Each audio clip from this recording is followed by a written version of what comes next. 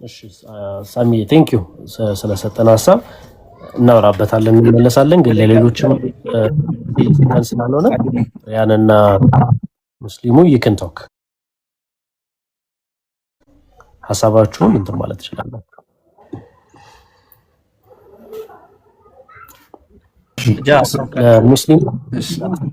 ሙስሊሙ ያወራል። እሺ ሰላም አለይኩም ወራህመቱላሂ ወበረካቱ ያ ጀማዓስ። በተረፈ ክርስቲያኖች አዶናይ ሰላም ለእናንተ ይሁን ብያለሁ። አዶናይ እንዴት ነው? ያው ልተዋወቅ ነው ዛሬ የመጡት ዋናው ማለት ነው። ስታወራ ስለማይሰማ ሚውት አደርግልሃለሁ። እንደዛ እያደረግን እንቀጥላለን። እሺ እንኳን ደህና መጣ። ቴንክ ዩ ደስ ብሎኛል ስለገባ። ያው የመጣሁበት ሁለት ነጥብ ነው። አንደኛው ነገር ምንድነው አንተ የመጣውን ጆርኒ ያው ብዙም የሚረዳክ ሰው አለ ብዬ አላስብም። አብዛኛው ጊዜ የተሳሳተ አመለካከት ላንተ ከመስጠት የተለየ ነገር ትክክለኛ አንተ እሰማለሁ እንዴ?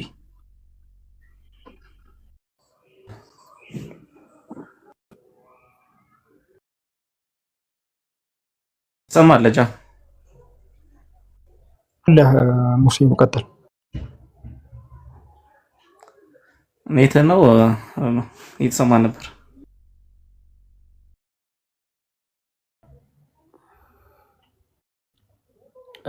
ተቋርጦበት ነው አይ ቲንክ።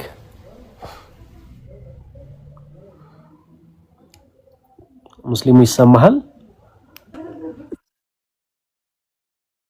አይ ቲንክ ከተመለሰ አስገባው። ካስወጡታል መሰለኝ ኔትወርክ ሶስቱን መሰለኝ።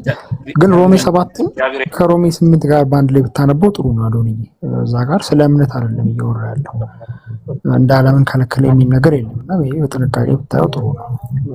ሮሜ 7 ግን ሶፋ ከርሱ ወጣ ቢልም አሁን ያለን ኮንቨርሴሽን በጣም ሪስፔክትፉል በጣም ኮርዲያል ነው አይደል? የሆነ እንደዚህ ኔጌቲቭ ኤነርጂ ፊል እኔ አላረኩም በበኩሌ። ቴንክ ዩ ሳሚ ፎር ዛት። እሺ ተባረክ።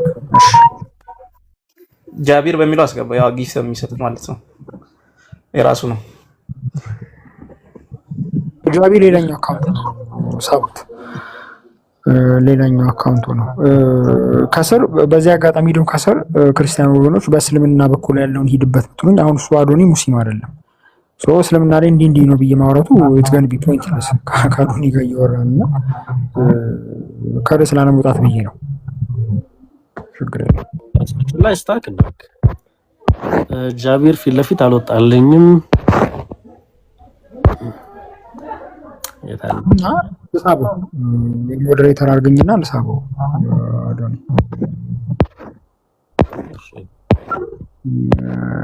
ፎሎ መልሰኝ።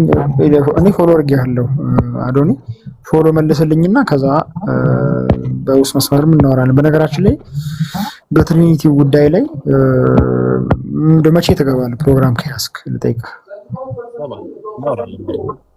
በቃሽ በውስጥ መስመር እናወራለን። ጻፍልኝ። ሪኩዌስት ካላት ሪኩዌስት አድርግ። ሪኩዌስት ላይ እየፈለገ ይሆናል ወይ ደግሞ ሪኩዌስት ላይ ጃ እስከዛ ወይ ሳሚ ወይ አራት ላላችሁ እስኪ ይገባልስ። ኦኬ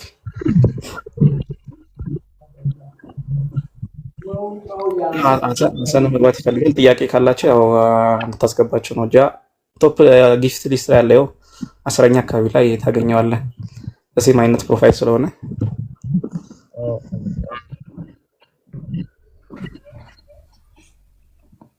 እሺ ሰማለሁ።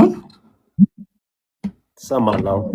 አዎ ምን እንደሆነ እንጃ አስወጣኝና አላስገባም ማለት መልሶ በዛ ተሰማለህ። እሺ ምንድነው አንደኛ ነገር ከአዶናይ ጋር ለመተዋወቅ ነው የመጣሁት። ሁለተኛ ነገር ደግሞ ጥሪ ላቀርብለት ነው የመጣሁትና አንደኛው ነገር ምንድነው አዶናይ እኔም ልክ አንተ ያሳለፍኩን ጆርኒ ያሳለፈ ወደ እስልምና ሃይማኖት የመጣው ሰው ነኝ እና ያው አንተ እያሳለፍክ ያለከውን ጆርኒ ላይ ኮምፕሊትሊ አንተ ያለህን ነገር እያሳለፍክ ያለውን ነገር የምትናገረውን ነገር አንተ ብቻ ነው የምትረዳው። ምናልባት በአንተ መንገድ ላይ ያለ ሰው ነው ይሄን ነገር አንደርስታንድ ሊያደርግ የሚችለው ማለት ነው። በተረፈ ግን ላንተ የተለየ ስም ከመስጠት ወይ ደግሞ ድሮንም እንዲነበረ ምናምን ከማለት የተለየ ነገር እንትን አይልምና ምንድነው ማለት አንተም ጥናቶችን አርገክ ይሄ የነፍስ ጥያቄ አለ ከዛ ነገር አንፃር ጥናቶችን አርገህ ይደርሳልና ይሄ ዋናው ፖይንቱ ምንድነው ሲባል ለአምላክ ያለክ ፍቅር ነው። ገባ? አምላክን የመፈለግ አምላክን የመጠማት በስነ ስርዓት አምላክን የመያዝ አምላክን የመገዛት በቃ ይሄ ፍላጎት ነው እዚህ ድረስ የሚያመጣን እንጂ በመታጠናበት በመታሳልፈው ባሳለፍከው ጊዜያት ውስጥ የሆነ ጎመን ምናምን ብትተክል ሸጠክ ምናምን ነገር አሪፍ ነገር ኢንከም ማግኘት ትችላለህ። ግን ያ ሳይሆን ከዓለማዊ ነገር ይልቅ ያው መንፈሳዊ ህይወትን የነፍስን ጥያቄ በማስቀደም አምላክን አንደርስታንድ በምናረገው ላይክ በገባን ለኛ ውስጣችን ሰላም በሰጠን መንገድ ስንፈልገው እንግዲህ እኛ በገባን አንደርስታንድ ባደረግነው መንገድ አምላክን እናገኘዋለን ማለት ነው። ያ ነው እየሆነ ያለው ማለት ነው። ያ ነገር ነው የተፈጠረው። አልহামዱሊላህ እኔ አምላኪን ያ ልገዘው የምፈልገው ሰላም የሚሰጠኝን አምላኪን በትክክለኛ መንገድ አግኝቼው ለለፈውት ነገር ትክክለኛ በቃ ክሬዲት ተሰጥቶኛል ብዬ አምናለሁና ተመሳሳይ ነገር አሳልፈናል ብዬ አምናለሁና እያንዳንዶቹ እንደም ያንተን ድምጹላ አስተጋባለሁ። ምክንያቱም በቃ እኔም እኮ እንዲነበርኩ ምናምን ብዬ ምክንያቱም እኔም ወደ ቲክቶክ መንደር ስመጣ ክርስትና ሃይማኖት ላይ ያሉኝን ጥያቄዎች ለማስመለስ ነበር። እንግዲህ ሳላስበው ሙስሊም ሆናለሁ ብዬ አንድ ቀን ማስብ ያለቅም ግን ያው በቃ የነፍስ ያሉኝን ጥያቄዎች ከዙረት የሚያስቆመኝን አሁን ደረስኩ የምልበትን ጠቅላላ መልስ እስልምና ስለሰጠኝ ነው ወደ እስልምና የመጣሁት ማለት ነውና ይሄ ነው በቃ ፖይንቱ። ሌላ ምንም ነገር የለውም። እና እዚህ ጋር የሆኑ ሰዎችን ለማሳነስ የሆኑ ሰዎችን ለማተለቅ ወይ ደግሞ የሆነ እንዴት ነው ፎሎወርስ ፍለጋው ተጽዕኖ ለመፍጠር የሚደረግ ነገር ሳይሆን የነፍስ ጥያቄ ነው። እኔ አሁን በጣም ብዙ ይሄ መንፈሳዊ ህይወት ላይ ያሉ ሰዎች የማይገባቸው አይ ቲንክ ከዛ እረፍት ይልቅ ይሄኛው አንዶቹን የማሳነስ አንዶቹን የማተለቅ ነገር ስላለ ብዙ ጊዜ እንተላለፋለን፣ አንግባባም። ግን ያው እኔ አዶናይንም ፊል ሳረገው እኔ የሚያለፍኩበት መንገድ ስለሆነ እኛ ይሄን መንገድ እኔ ተጉዣለሁ፣ አዶናይም እየተጓዘ ነው። ኢንሻአላህ እኔ ለእስልምና እድል የምሰጠው ከሆነ ሙስሊም እንደምትሆን እርግጠኛ ነኝ። ምክንያቱም እነዛ መልሶችን እንደሚሰጥ በጣም እኛም ታገለናል ብዙ አመት ማለት ነውና እኛ ለዛ ሳይሆን አዶናይም ለዛ አይመስለኝም እርግጠኛ ነኝ። ግን የነፍስ ጥያቄ አለበት። አምላክን በጣም ይወዳል። ሰምቻችኋለሁ ቪዲዮዎቹን። አምላክን በትክክለኛው መንገድ ነቢያቶች ሲከተሉት በነበረው መንገድ መከተል ይፈልጋል። ስለዚህ ያንን ነገር እያደረገ ነው ማለት ነውና ምን ይባላል አባባሉ ወዲህ ወዲያ ያለች ውሻ ለአፏ ሊጥ ወይ ለወገቧ ፍልጥ አታጣም እየተባለና የቁጭ ካለው ወዲህ ወዲያ ያለ የተሻለ ነው ይው ማለት ሰው ነው። ሰው አህያ አይደለም። አህያ ነው የተጫነበትን ምንድነው ሳይል በቃ መቀሌ ድረስ ብትነዱ ተሸክሞ ይሄዳል አህያ ማለት ነው። ወርቅም ቢሆን ቂቤም ቢሆን ድንጋይም ቢሆን ማለት ነው።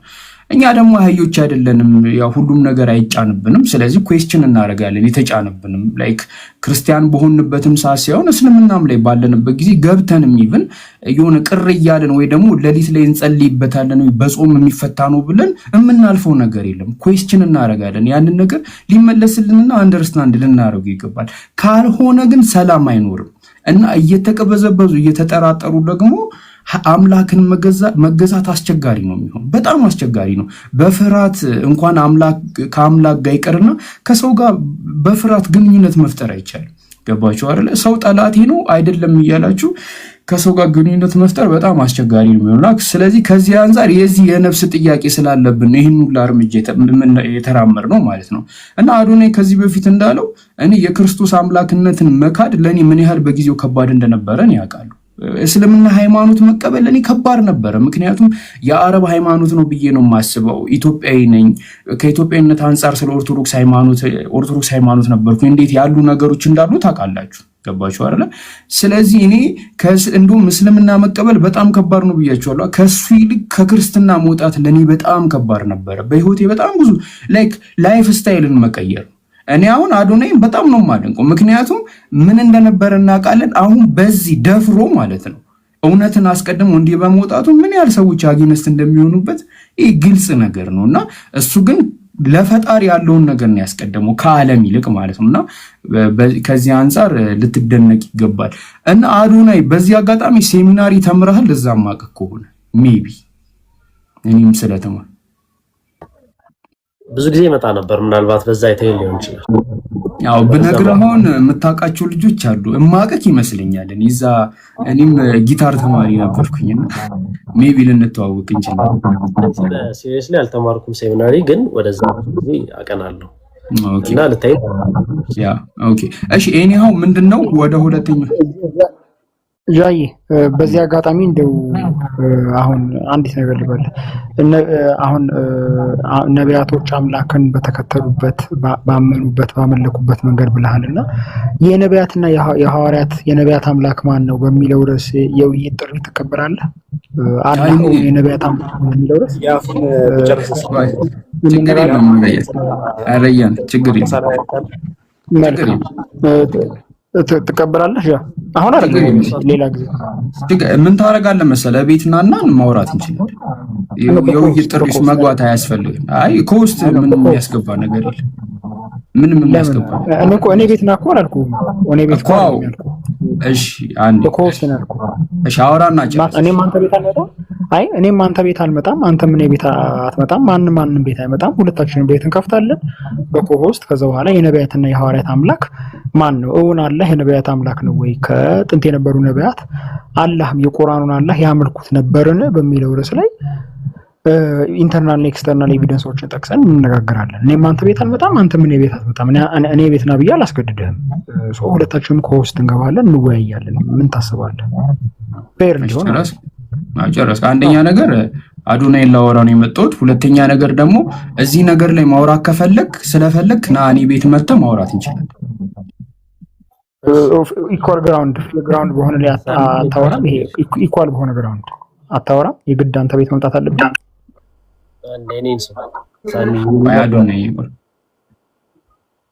እና የግድ አንተ ቤት መምጣት እኔ እኮ የግድ አንተ እኔ ቤት ና አላልኩህም እኮ። አዎ ማውራት አንተ ነው የፈለግከው። ስለዚህ እኔ ቤት ናና አውራ። አዶናይ አንዴ ያወራ፣ ለሱ ድል እንስጥ። ኢኳል ቤት አይሆንም። ኦኬ እሺ ይሁን። እሺ እሺ ሐሳቦችን እያነሳን የተለያዩ ጉዳዮች ላይ እንወያያለን። ኢትስ ኦኬ። የተለያዩ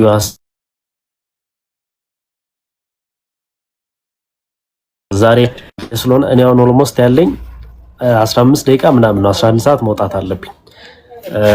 ኮንክሉድ ብናደርገው የተሻለ ነው የሚለውን ሐሳብ እናንሳና አንዳንድ ደቂቃ ወይ ደግሞ ሁለት ደቂቃ ሳሚ 2 ደቂቃ ሰጣለሁ። በዛ ሐሳብ ኮንክሉድ አድርግና ሐሳብህን የዛሬውን ቶፒክ ሌላም ጊዜ ወይ ደግሞ ፓርቱ ብለን እንቀጥለዋለን። እኔ ግን ሐሳብ አልጨረስኩም ነበር። ኮንክሉድ ላድርግና እኔ ጃቢ ኮንክሉድ ላድርግና እኔ ተቀጥላለህ። ሳሚ እሱ ስላልጨረሰ ጃቢር ስላልጨረሰ እናስጨርሰውና ወደ አንተ መጣለሽ። መሀል ለመቆረጥ እንደቀጥል። ስለዚህ ወደ እሱ ቀጥል። 2 ደቂቃ ሰጣለሁ ጃቢር። ችግር የለውም። አነሰ በጣም ቁጭ ብዬ ስጋት ነበር ረጅም ሰዓት፣ ግን ይሁን ችግር የለውም። መጀመሪያ ጃቢርን ቴንክ ዩ ማለት ፈልጋለሁ። አንደርስታንድ እንዳደረከኝ ፊላድ ምናልባት ያሳልፈው ጀርኒ ተመሳሳይ ሊሆን ይችላል። ቴንክ ዩ ሶ ማች አንደርስታንድ ስላደረከኝ። እናወራለን። እኔም እስላሚክ የሆነውን ሐሳቦችንም ደግሞ ከማጥናት ወደ ኋላ አልልም። ባይዘው እዛ ላይ የሚጎረብጡኝን ሐሳቦች እንደዛ ነው ደግሞ ብዬ ማነሳቸውን ሐሳቦች ደግሞ እንደዚሁ በፍቅር እንወያያለን። አላማችን እውነትና እውነት እስከሆነ ድረስ ማለት ነው። እሺ ጃቢር ቴንክ ዩ አመሰግናለሁ። ሐሳብህን መቀጠል ይችላል። የሚረብሽ ድምጽ አለ መሰለኝ። በቃ ሚውት ካረኩ የሚስተካከል ይመስለኛል። እሺ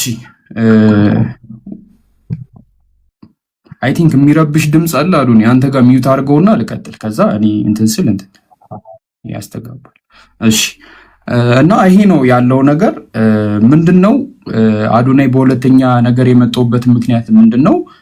ለእስልምና እድል ሰጠው። እኛም መተህ ጠይቀን እስቲ እስልምና ምንድነው ያለው ትምህርት እያንዳንዱ ላይክ ክርስትና ላይ ኩዌስችን አድርጋቸው ያልተመለሱልህ ከክርስትና እንድትወጣ ያደረጉህን ጥያቄዎች እኛም መተህ ጠይቀን፣ እኛም መተህ አስተማሪዎች አዘጋጅተን ምናምን በስነ ስርዓት ለምትጠይቀው ጥያቄ ሁላ አጥጋቢ መልስ ለመስጠት እኛ እንትናል። ይሄንን ጥሪ ላቀርብልህ ነው አንደኛ ነገር የመጣሁት ማለት ነው። እና የመጨረሻው ሐሳቤ ከቅድም ጀምሮ ስታወሩበት የነበረው ነገር እኔም ጥያቄ የነበረ ነገር ስለሆነ 1 ደቂቃ ውስጥ እንትንላለሁና ምንድነው ጅብ ሰው ይበላል። ጅብ ሰው ይበላል እና ጅብ ሰው እንዲበላ አድርጎ የፈጠረው ፈጣሪ ነው። ስለዚህ ጅብ አሁን ሰው በላክ ብሎ ፈጣሪ የሚጠይቀው ከሆነ አስቸጋሪ ነው የሚሆነው። ምክንያቱም ጅብ ሰው እንዲበላ አድርጎ ከፈጠረው በኋላ ፈጣሪ እንዴት ሰው ትበላለህ ብሎ መጠየቅ ከባድ ነው የሚሆነው እና ላይክ እንደ ክርስትና ሃይማኖት አንድ ሕፃን ልጅ ንጹሕ ሆኖ የመፈጠር ነፃ ፍቃድ ታለው ተብሎ አይታመንም እና አንድ ሰው ወይ ጥንተ አብሶ ሊሆን ይችላል ወይ የውርስ ኃጢአት ሊሆን ይችላል። እነዚህ ነገሮች ማንነት ይዞ ለመወለዱ ማን ኃላፊነቱን እንደሚወስድ አይታወቅም። በቃ ምንም በማታውቁት ነገር እዚህ ነገር ውስጥ ተዘፍቃችሁ ነው የምትወለዱት፣ በዛ ነገር ትጠየቃላችሁ ማለት ነው። በዚህ አጋጣሚ አንደኛ ቆሮንቶስ ምዕራፍ 15 ቁጥር 22 ላይ እንዲህ ይላል፣ ሁሉም በአዳም እንደሚሞተው እንዲሁ ሁሉም ደግሞ በክርስቶስ ሕያው ይሆናል ይላል እና ምንድነው የሰው ልጆች ጠቅላላ በአዳም ያለ ምርጫቸው ይሞታሉ፣ ምንም ሳያረጉ ማለት ነው። በግዴታቸው ምርጫም የላቸውም፣ አልተፈቀዱ፣ ግን በክርስቶስ ደግሞ ይድናሉ ይላል። ስለዚህ ምንድነው ፖይንቴ እኔ ኦኬ፣ አንደኛ ነገር ያለምንም ነፃ ፍቃድ በግድ እንደዚህ አይነት ኮንዲሽን ውስጥ መፈጠራቸው ይሄ ጥያቄ ምልክት ውስጥ ያስገባል። እንዲህ ውስጥ ይሁንና በዚህ ተፈጠሩ እንኳን ቢባል ያለ ምርጫችን በአዳም እንደሞት ነው ሁሉ ያለ ምርጫችን በክርስቶስ መዳን መቻል ነበረብን። በቃ በሁለቱም ላይ የኛ ተሳትፎ ሊኖርበት አይገባም ነበር እና ይሄ አንዱ ትልቅ ኩዌስችን የማደርገው ነገር ነው። በክርስትና ሃይማኖት አንድ ሰው ንጹሕ ሆኖ መፈጠር አይችልም። ወይ የተረገመ ነው ወይ ኃጢአትን ወርሶ ወይ ደግሞ ጥንተ አብሶ ኖሮበት ነው የሚፈጠረው። እዚህ ኮንዲሽን ላይ ነው የሚፈጠረው ምንም ሳያደርግ ማለት ነው። በማያውቀው ነገር ግዴታ ነው በቃ ክርስትና ላይ ማለት ነው። በእስልምና ሃይማኖት ግን እንደዚህ የለም። ሁሉም ሰዎች ሲፈጠሩ ንጹሕ ሆኖ ነው የሚፈጠሩት። በተረፈ አዶናይ ለኛ እድል ስጠን፣ ለእስልምና እድል ስጠንና እስልምናን ደግሞ እስቲው ባጠናህበት እንዲህ በጣም ዘልቀቅ ስለ ክርስትና ምናምን ባጠናህበት እንትን እስቲ ለእስልምናም ጊዜ ስጠው ትንሽ ስጠውና እስቲ እስልምና ምንድነው የሚያስተምረው? እውነት እኔ ላልኝ ጥያቄዎች መልስ ይሰጡኛል የምትለውን ነገር ያው ዝም ብለህ አይተን ባትተውን አሪፍ ነው። እድል ለኛም ስጠንና ኢንሻአላህ ሁሉንም መልስ ታገኛለህ ብዬ አስባለሁ። በቁርአን አንድ ጥቅስ አነብና ጨርሳለሁ። ቁርአን ላይ አምላካችን አላህ ምዕራፍ 17 ቁጥር 36 ላይ እንዲህ ይላል፣ ለእናንተ በእርሱ ላይ እውቀት የሌለህን ነገር አትከተል፣ መስሚያም ማያም ልብም እነዚህ ሁሉ ባለቤታቸው ከነሱ ተጠያቂ ነውና ይላል።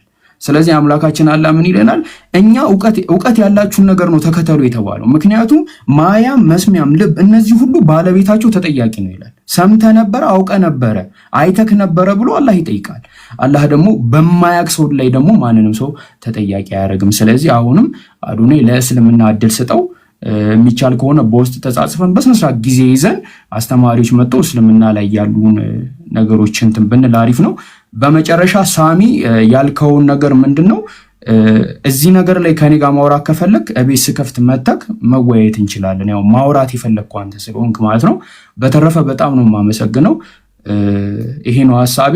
እንትን ፎሎ አደርጋለሁ አዶናይ፣ ከቻልክ ፎሎ መልስና እናወራለን በውስጥ ኢንሻአላህ። አመሰግናለሁ ስለገባ። ቴንክ ዩ ቻብሪ፣ ቴንክ ዩ። ኦኬ፣ መጀመሪያ አሁን የኔ ሰዓት ነው። አይ ቲንክ 3-4 ደቂቃ ወርቷል። እኔም እሺ፣ በመጀመሪያ ደረጃ እኔ ከጃቢር ጋር ልጀምር። ነቢያትና ሐዋርያት ያወቁት አምላክ ማን ነው በሚለው ርዕስ እንወያይ ብዬ ውይይት ጥሪ ሳቀርብለት የግድ እኔ ቤት ና ብዬ አላልኩትም። እኔም አንተ ቤት አንመጣም፣ እኔም የእሱ ቤት እሱም እኔ ቤት አይመጣም፣ እሱም እኔ ቤት አይመጣም፣ እኔም እሱ ቤት አልሄድም። እኩል የሆነ ፌር የሆነ ኢኩሊብረም የሆነ ጥሪ ነበር ያቀረብኩለት። እሱ ግን የግድ እኔ ቤት ና አለ። ይሄ ሽሽት ይመስላል። እኔ እኩል የሆነ ኒውትራል ግራውንድ ላይ እንወያይ ስለው እሱ አንተ ቤት እኔ ቤት ና አለ። ይሄ ሽሽት ይመስላል ማለት ነው። ለሁላችሁም ጠቅለል ለማድረግ አላህ የሚባል አምላክ ነቢያትና ሐዋርያት አያውቁም። እኛ አርኪኦሎጂካል ማስረጃዎች አሉን፣ ማኒስክሪፕቲክ ማስረጃዎች አሉን፣ ሂስቶሪካል ማስረጃዎች አሉን፣ ስክሪፕቸራል ማስረጃዎች አሉን። ነቢያትና ሐዋርያት ከጥንት ዘመን ጀምሮ የነበሩ ነቢያት አላህ የሚባል አምላክ አያውቁም። አንድ 2-3 አላልኳችሁም። አንድ ማስረጃ የለም አላህ የሚባል አምላክ ለመመለኩ ያለ ነገርም አይደለም የሸሸው ሰው እንዲህ ማለቱን ተረዱት ማለት ፈልጋለሁ። ሌላው የውርስ ኃጢአትን አስመልክቶ አሁን እሱ ጃቢር የነገራችሁ ነገር በሙሉ ፈጽሞ ስህተት ነው። ሰው እንግዲህ አዳም በመልኩና በአምሳሉ ሰዎችን ወልዷል። ስለዚህ በዛ ስቴት ኦፍ ቢንግ ነው የሚወለዱት። ምናልባት ሌላ ጊዜ እንመለከተዋለን። በእስልምናም ይሄ ኮንሴፕት አለ። በእስልምናም በአዳም ምክንያት ነው ሰዎች እንደዚህ የሆኑት። እሱም በሰፊው ርዕስ እናወራዋለን። አሁን እሱም ሜይ ቢ እስልምናን በደንብ ስለማያውቀው ይሆናል። በእስልምናም ይሄ ኮንሴፕት አለ። ስለዚህ እሱ የነገራችሁ ነገር በሙሉ ስህተት ነው። ኦኬ ሰው ነፃ ፈቃድ አለው፣ ግን ያ ነፃ ፈቃድ ያለው ሰው ኃጢአተኛ ነባሪ ሁኔታ ውስጥ ወይ ደግሞ ኃጢአተኛ ስቴት ኦፍ ቢይንግ ላይ ተወልዷል። ነገር ግን ማመን አይችልም ማለት አለ። ማመን ይችላል። የሚጠየቀው ለምን ከአዳም ተወለድክ ወይም ደግሞ ኃጢአተኛ ስቴት ኦፍ ቢይንግ ላይ ለምን ሆንክ ተብሎ አይደለም የሚጠየቀው። ሊያድንህ የሚችለውን ክርስቶስን ለምን አላመንከውም ማመን እየቻልክ ተብሎ ነው የሚጠየቀው እንጂ እሱ እንደተናገረው ለምን ኃጢአተኛ ሆንክ፣ ለምንድን በዛ በኃጢአተኛ ዝንባሌ ተወለድክ ተብሎ አይደለም። ማመን እየቻልክ ለምን አላመንክም? የደህንነት መንገድ ቀርቦልህ ያን የደህንነት መንገድ የመምረጥ አቅሙ ኬፓቢሊቲው ያለህ ለምን አልመረጥክም ተብሎ ነው የሚጠየቀው እንጂ ለምን ከዚህ ከአዳም ተወለድክ ወይ ደግሞ በዛ ዝንባሌ ተወለድክ ተብሎ አይደለም። የሚናገረውን ነገር በደንብ አያውቅም። ከዛ በተረፈ አሁንም ለአዶኒ ማቀርብለት በማስረጃ ልነጋገር እንችላለን። የብሉይ ኪዳን ነቢያት ለአዶኒ ላንተ ማለት ነው የብሉይ ኪዳን ነቢያት የአዲስ ኪዳን ሐዋርያት በወጥነት ያመለኩት አምላክ ያህዌ ነው። አላህ የሚባል አምላክ የለም። ያህዌን ያመለኩት። ያ ያህዌ ልጅ አለው። ያ ያህዌ መንፈስ አለው። በብሉይ ኪዳን ኦልሬዲ ምሳሌ 30 ከቁጥር 3 እስከ 4 ላይ ስሙ ማን ነው፣ የልጁ ስም ማን ነው ተብሎ ልጅ እንዳለው ተገልጿል። መንፈስ ቅዱስም በብሉይ ኪዳን ይናገራል። ሕዝቅኤል 3:24 እና ሁለተኛ ሳሙኤል 23:2 ላይ መንፈስ ቅዱስ ይናገራል። መንፈስ ቅዱስ ፐርሰን መሆኑ በብሉይ ኪዳንም ተገልጿል። እውነተኛው አምላክ አባት ልጅና መንፈስ ነው፣ በብሉይ ኪዳንም በአዲስ ኪዳንም። አላህ የሚባል ያህዌን ያልሆነ አምላክ ግን የለም። ነቢያትና ሐዋርያቱ ያወቁት አንድም አምላክ የለም። ኤክስተርናል ኤቪደንስ እና ኢንተርናል ኤቪደንስ የለም። ለምንድን ነው የውይይት ጥሪ ሳቀርብለት እኔ ቤት ና አላልኩትም። በኢኩሊብሪየም ይሄ እኩል ግራውንድ ነው ያልኩት። እሱ ግን ሸሽቷል። ለምን እንደሸሽ ማየት ትችላላችሁ ለማለት ነው። አይ ቲንክ ጊዜህም አልቋል መሰለኝ አይደል? እና በውስጥ መስመር እናወራለን። መልስልኝ ፎሎ በውስጥ መስመር እናወራለን። የጥንት አይሁዳውያን የሚያመኑትንም ነገር ለማሼር እንደራረጋለን እና በውስጥ መስመር እንጻጻፋለን። መልስልኝ። ተባረኩ።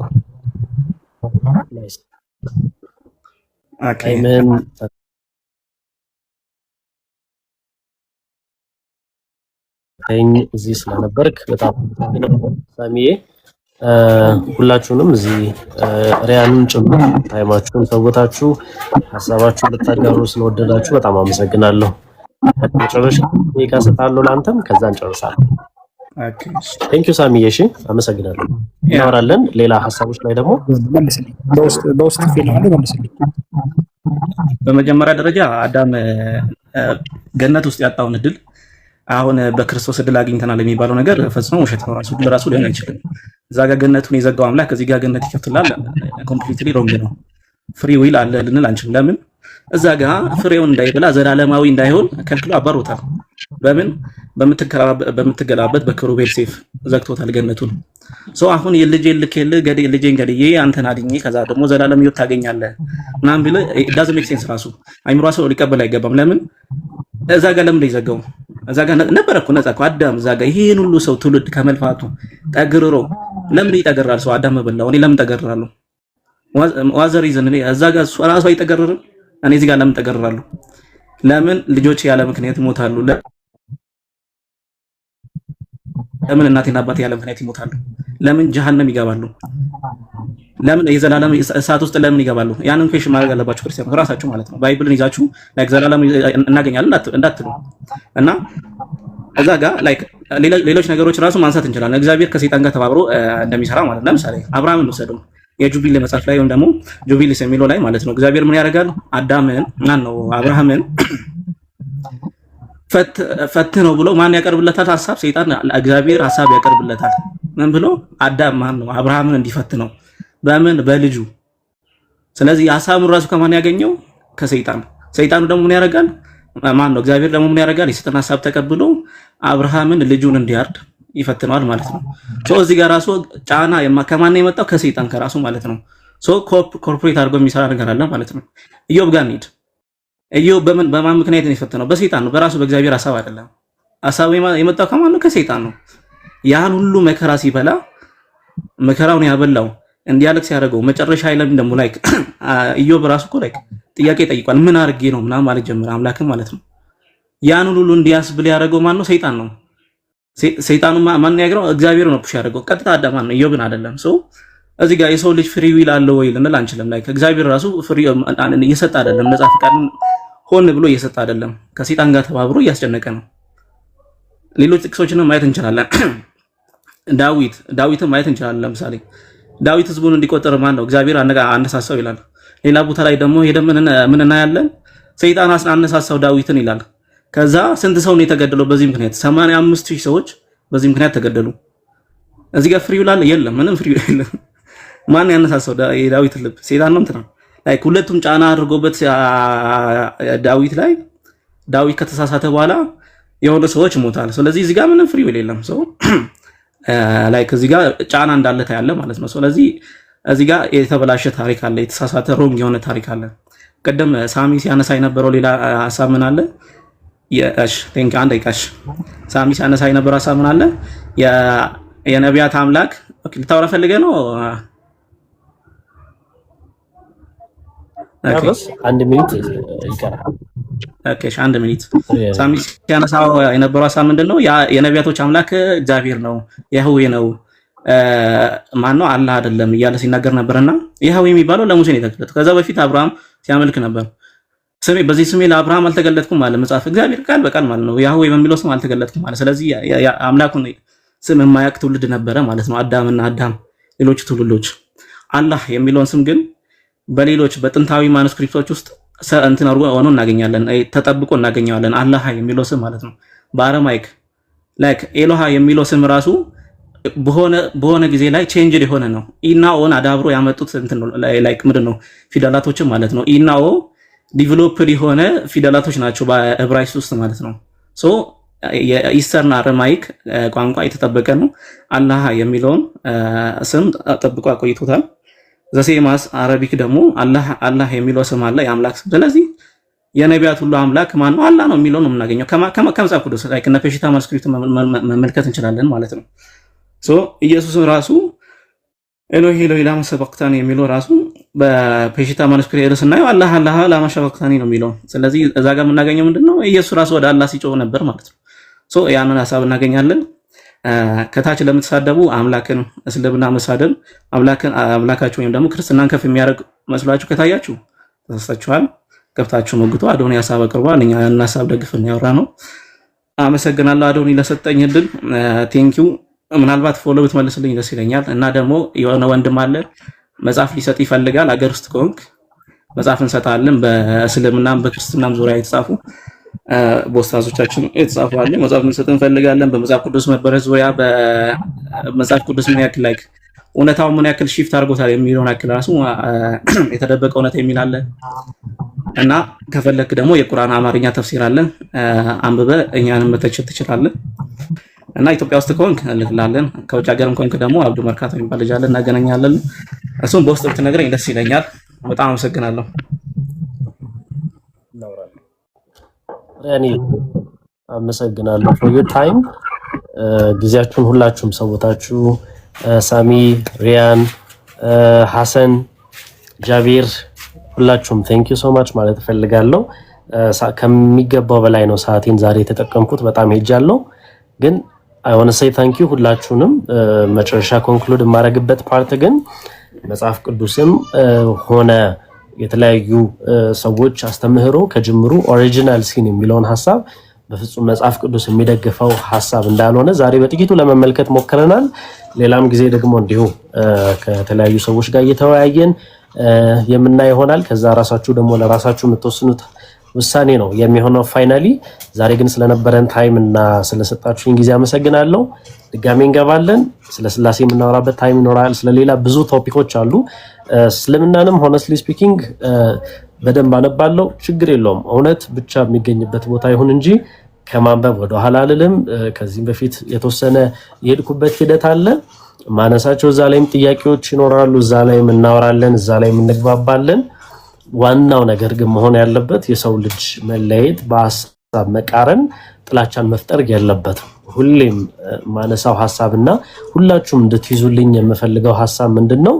ስፒሪቹዋል ሬሲስት እንዳንሆን እባካችሁ። ይሄ መንፈሳዊ ዘረኛ እንዳንሆን፣ የራሳችንን ሃይማኖት የራሳችንን አመለካከት ይዘን ሌላውን በማጥላላት በአግባብ ባልሆነ ቃል ሌላውን በማያንጽ መንገድ የራሳችሁን ማንነት ወይ የራሳችሁን እምነት ለሌላው ለማስረዳት በዛ መንገድ አይቻልም። ሲጀመር እናንተ እውነት ሰው አንደርስታንድ እንዲያደርግላችሁ ከፈለጋችሁ በፍቅር ያንን ሰው አፕሪሺየት በሚያደርግ መንገድ ያንን ሰው ሊገባው በሚችለው መንገድ ካልሆነ it's really hard እና እባካችሁን ሁሌ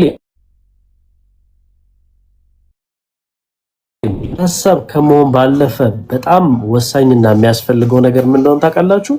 በአንድነት በፍቅር ልብ ውስጥ የተለያዩ ሐሳቦችን በፍቅር ሆነን አንድ አስማምተን መኖር ስንችል ነውና በእናታችሁ ለለምናችሁ ለሁላችሁም ማለት ነው። እዚህ ውስጥ ኦንሊጂሰሶች ትኖራላችሁ፣ እስላሞች አላችሁ፣ ኦርቶዶክሶች፣ ፕሮቴስታንቶች ስወዳችሁ ለለምናችሁ ሌትስ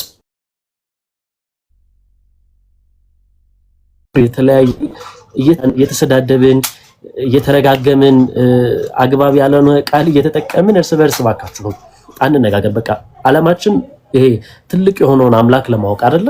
ስለዚህ በቃ በፍቅር እንወያይ፣ በፍቅር እንነጋገር። እሺ፣ ወዳችኋለሁ። ከዚህም በኋላ በደንብ እናወራለን። ለዛሬ ግን ይበቃናል። ደህና ሁኑልኝ። ቻው ሁላችሁም፣ ወዳችኋለሁ። ደህና ሁኑልኝ። መልካም በዓል ለክርስቲያኖች፣ መልካም ቆይታ። ባይ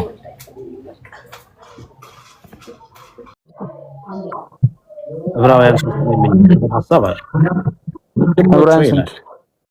ቁጥር ስንት? ዕብራውያን 3:12 ልክፈተው። ኦኬ ዕብራውያን 3:12 እሺ።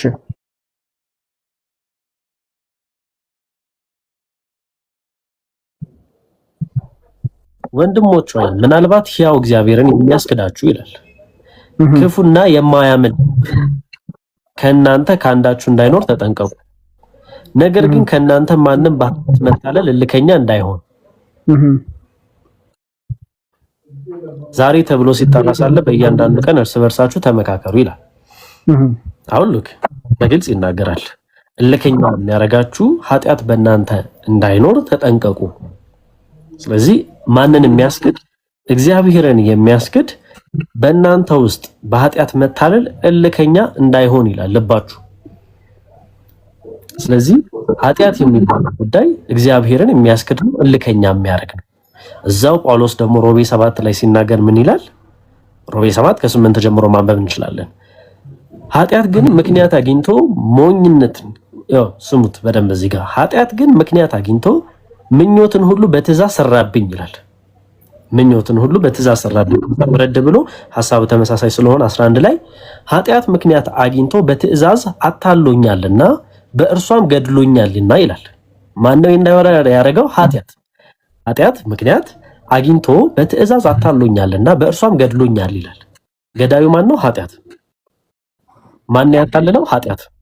ዕብራውያን 3 ላይ ማን ነው እልከኛ ያደረገው? ኃጢአት። ከዛ እንሂድ። ሕግ መንፈሳዊ እንደሆነ እናውቃለን ይላል። እኔ ግን ከኃጢአት በታች ልሆን የተሸጥኩ የሥጋ ነኝ። ከኃጢአት በታች እንደሆን የተሸጥኩ የሥጋ ነኝ ይላል። አሁን እያስክልኝ ፖይንቶቹን እሺ። በኃጢአት ምክንያት አግኝቶ አታሎታል። አንድ ሁለተኛ ደግሞ ኃጢአት ምክንያት አግኝቶ ምኞትን ፈጥሮበታል ኃጢአት። ሶስተኛ ደግሞ ሕግ መንፈሳዊ እንደሆነ እናውቃለን። እኔ ግን ከኃጢአት በታች ልሆን የተሸጥኩ የሥጋ ነኝ ይላል። የተሸጠ ነው ለኃጢአት። አራተኛና ዋናው ፖይንት ጋር ደግሞ ስንሄድ የማልወደውን ግን የማደርግ ከሆንኩ ሕግ መልካም እንደሆነ መሰክራለሁ። ከዛ የማደርገውን አላቅምና የምጠላውን ያንን አደርጋለሁ፣ ዳሩ ግን የምወደውን እርሱን አላደርገውም ይላል። ምክንያቱም ለኃጢአት የተሸጠ ስለሆነ ለኃጢአት ባሪያ ስለሆነ ማለት ነው። ከዛ እንደዚህ ይላል ወደታች ወረድ ብሎ ደግሞ ወደ 20 ላይ እንሂድ። የማልወደውን የማደርግ ከሆንኩ ያን የማደርገውን አሁን እኔ አይደለሁም በእኔ የሚኖር ኃጢአት ነው እንጂ ይላል። አሁን በጣም ክሊር የሆነ አማርኛ ነው። በእኔ ውስጥ ያለው ኃጢአት የማልወደውን የማልፈልገውን አደርጋለሁ፣ ያስደርገኛል፣ ባሪያ ያረገኛል፣ እልከኛ ያረገኛል፣ ምኞት በእኔ ላይ አዘንብሎ እኔን ይገዛኛል እያለ ይናገራል። ከዛ ምን ይላል? እንግዲያስ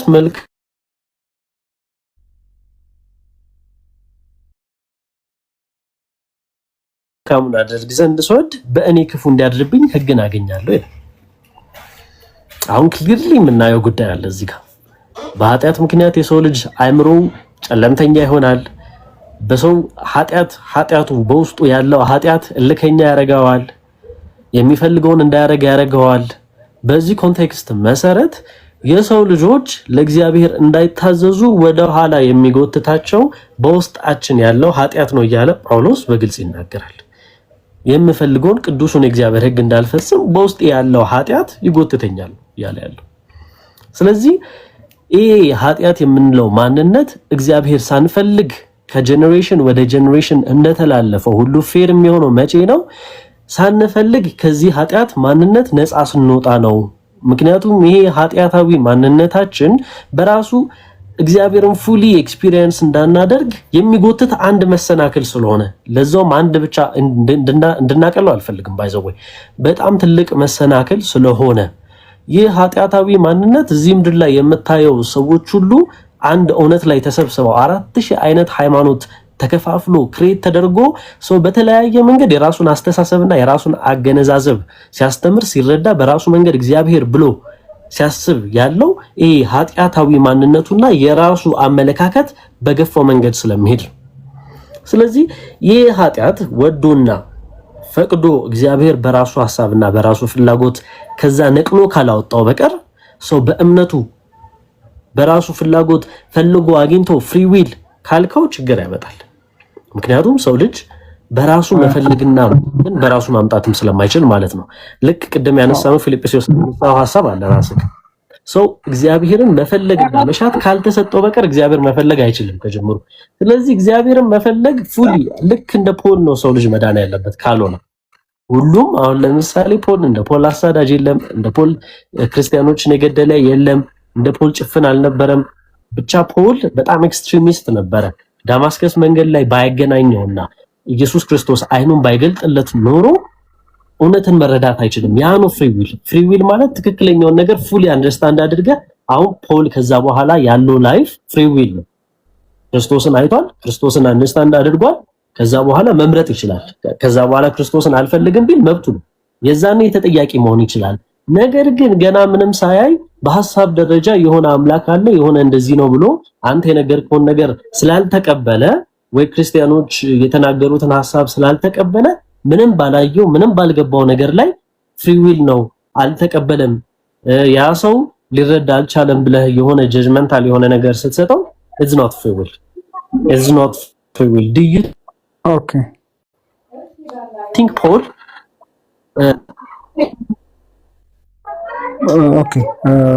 ረዥም ሀሳቦች ተነስተዋል። ከዕብራውያን 3 እንጀምር። ዕብራውያን 3:12 እንደዚህ ይላል፣ ወንድሞች ሆይ ምናልባት ሕያው እግዚአብሔርን የሚያስክዳችሁ ክፉና የማያምን ልብ አይደል የሚለው ክፉና የማያምን ልብ ከእናንተ በአንዳችሁ እንዳይኖር ተጠንቀቁ ይላል። so what this means is ወንድሞች ሆይ ምናልባት ሕያው እግዚአብሔርን የሚያስክዳችሁ ክፉና